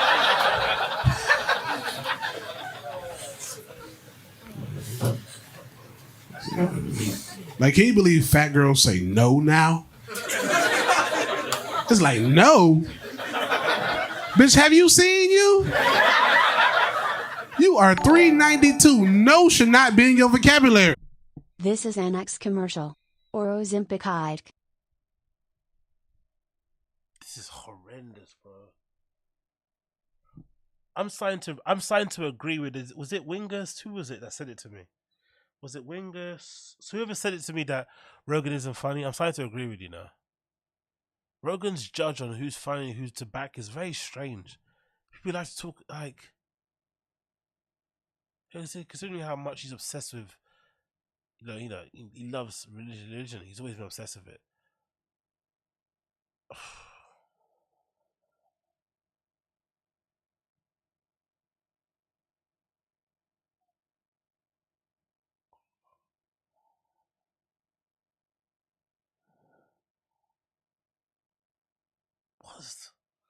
Anyway, whatever. Let's continue.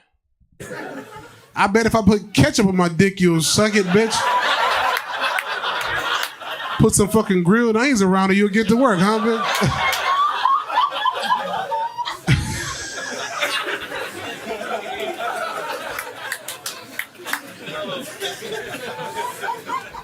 I don't even know how Lizzo became a spokesperson for fat bitches. Because she is the worst type of fat bitch. She a fat bitch with no titties. That's the only reason I fuck with fat hoes, for them big sausage patty areolas, nigga. You know what I'm saying, bro? I love heavy titties, man. I do. Like, sometimes I put heavy titties on my arm like I'm waiting for an owl to land. You know what I'm saying? Like, look at these big ass titties. Bitch, this don't make no sense. Big ass titties.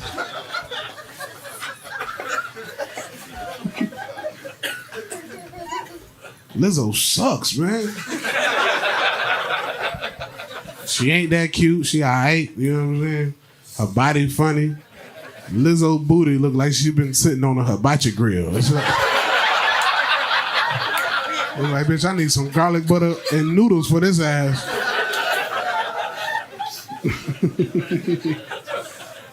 Moving to Texas has made me racist as fuck. I swear. But I'm racist because of my grandfather. You know what I'm saying? Like, he was racist as shit, even though he was black, because he only knew 3 ethnic groups. He knew black, white, and Chinese. And anything other than that was Chinese. You know what I'm saying? It could be a room full of Mexicans. He'll look at all these Chinese motherfuckers. I'm like, Red, those are Hispanics. He's like, I know they're eating egg rolls and shit. I'm like, those are burritos, nigga.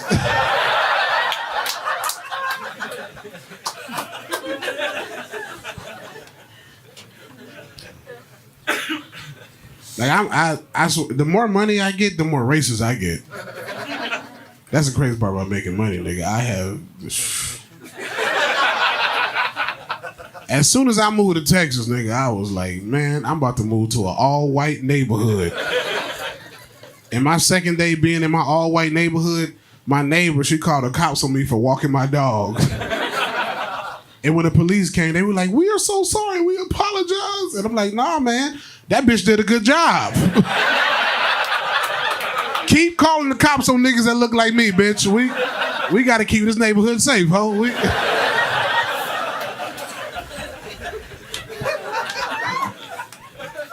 I'm just a horrible neighbor if you black, man. Like, for real. Don't invite me to your loud ass barbecue, nigga.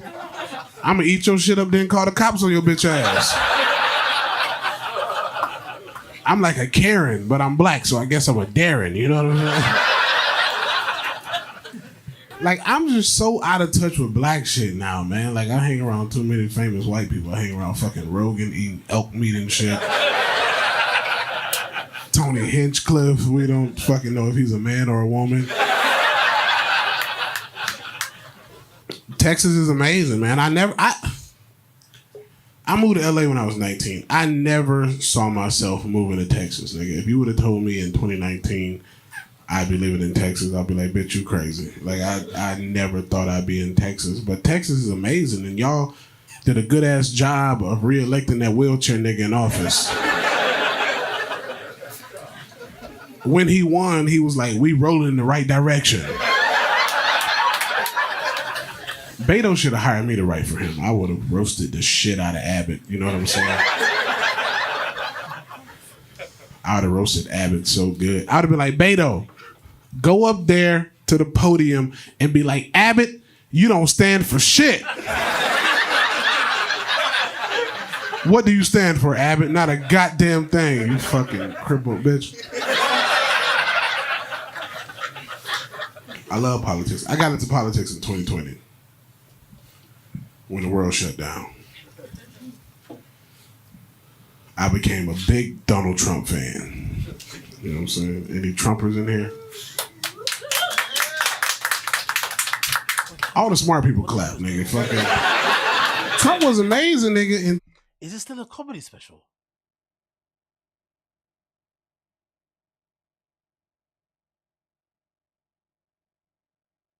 What's going on? Is this a comedy special?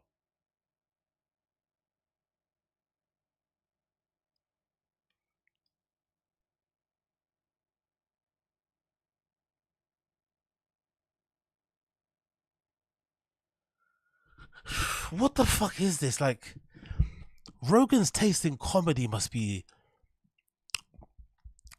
I'm starting to wonder now, right? I'm starting to wonder now if Rogan's taste in comedy is like, if you say like loud things, or if you say really rude things, he kind of likes you automatically. Like if you have a very curse, harsh way of saying things, you know? Because this guy ain't funny. We're already like 10 minutes in, and this is legitimately making me go to sleep. 2020, that motherfucker was... Like, it's almost like he's talking. I don't know. It's almost like he's podcast talking. Then he's like he's with his friends. Then it's so odd. This whole fit is I don't know what's going on here. My sugar daddy, bro. Fuck the bullshit. He was giving out $600 every 2 weeks. I'm like, this would it feel like to be a bad bitch, man.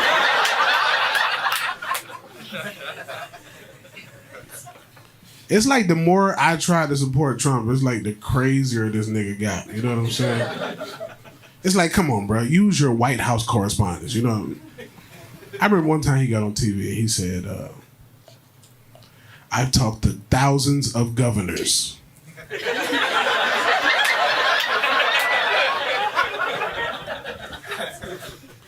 I'm like, nigga, we got 50 states. How the fuck?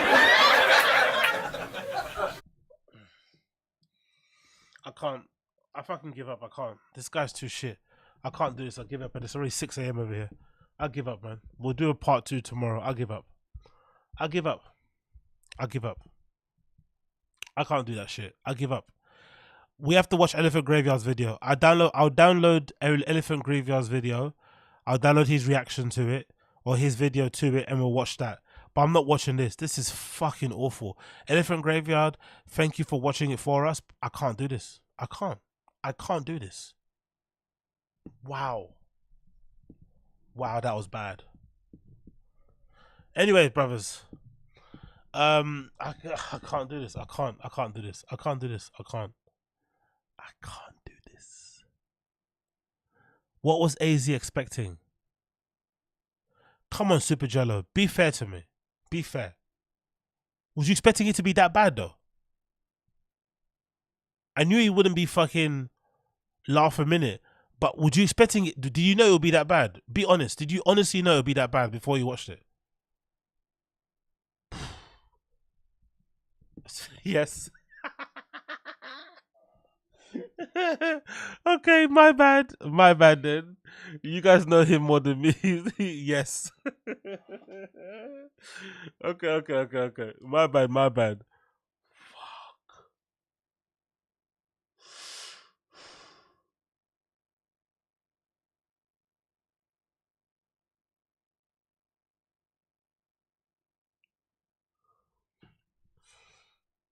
Anyways, my friends.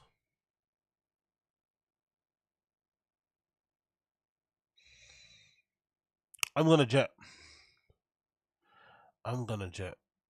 See you guys soon. I'll do another episode in a few hours. I'm gonna go get some fucking some AM sleep. wake up tomorrow, and then we'll do some more. Oh, actually, no, I'm DJing. Yeah, I'm doing a live stream. Fuck. Yeah, I'm doing a DJ live stream tomorrow. I think from 6 p.m. So if I stream, I have to be before that. Yeah, I'll see if I'll fit in tomorrow. See if I can fit in tomorrow, stream before that. If not, I'll do it on Sunday. But keep an eye out. Damn it, man. I forgot. Yeah. Okay, cool. Well, keep an eye out. I'll definitely try to squeeze it in. Maybe before I leave, I'll try and squeeze it in. So, yeah. Thank you, my friends. We'll see you again very soon.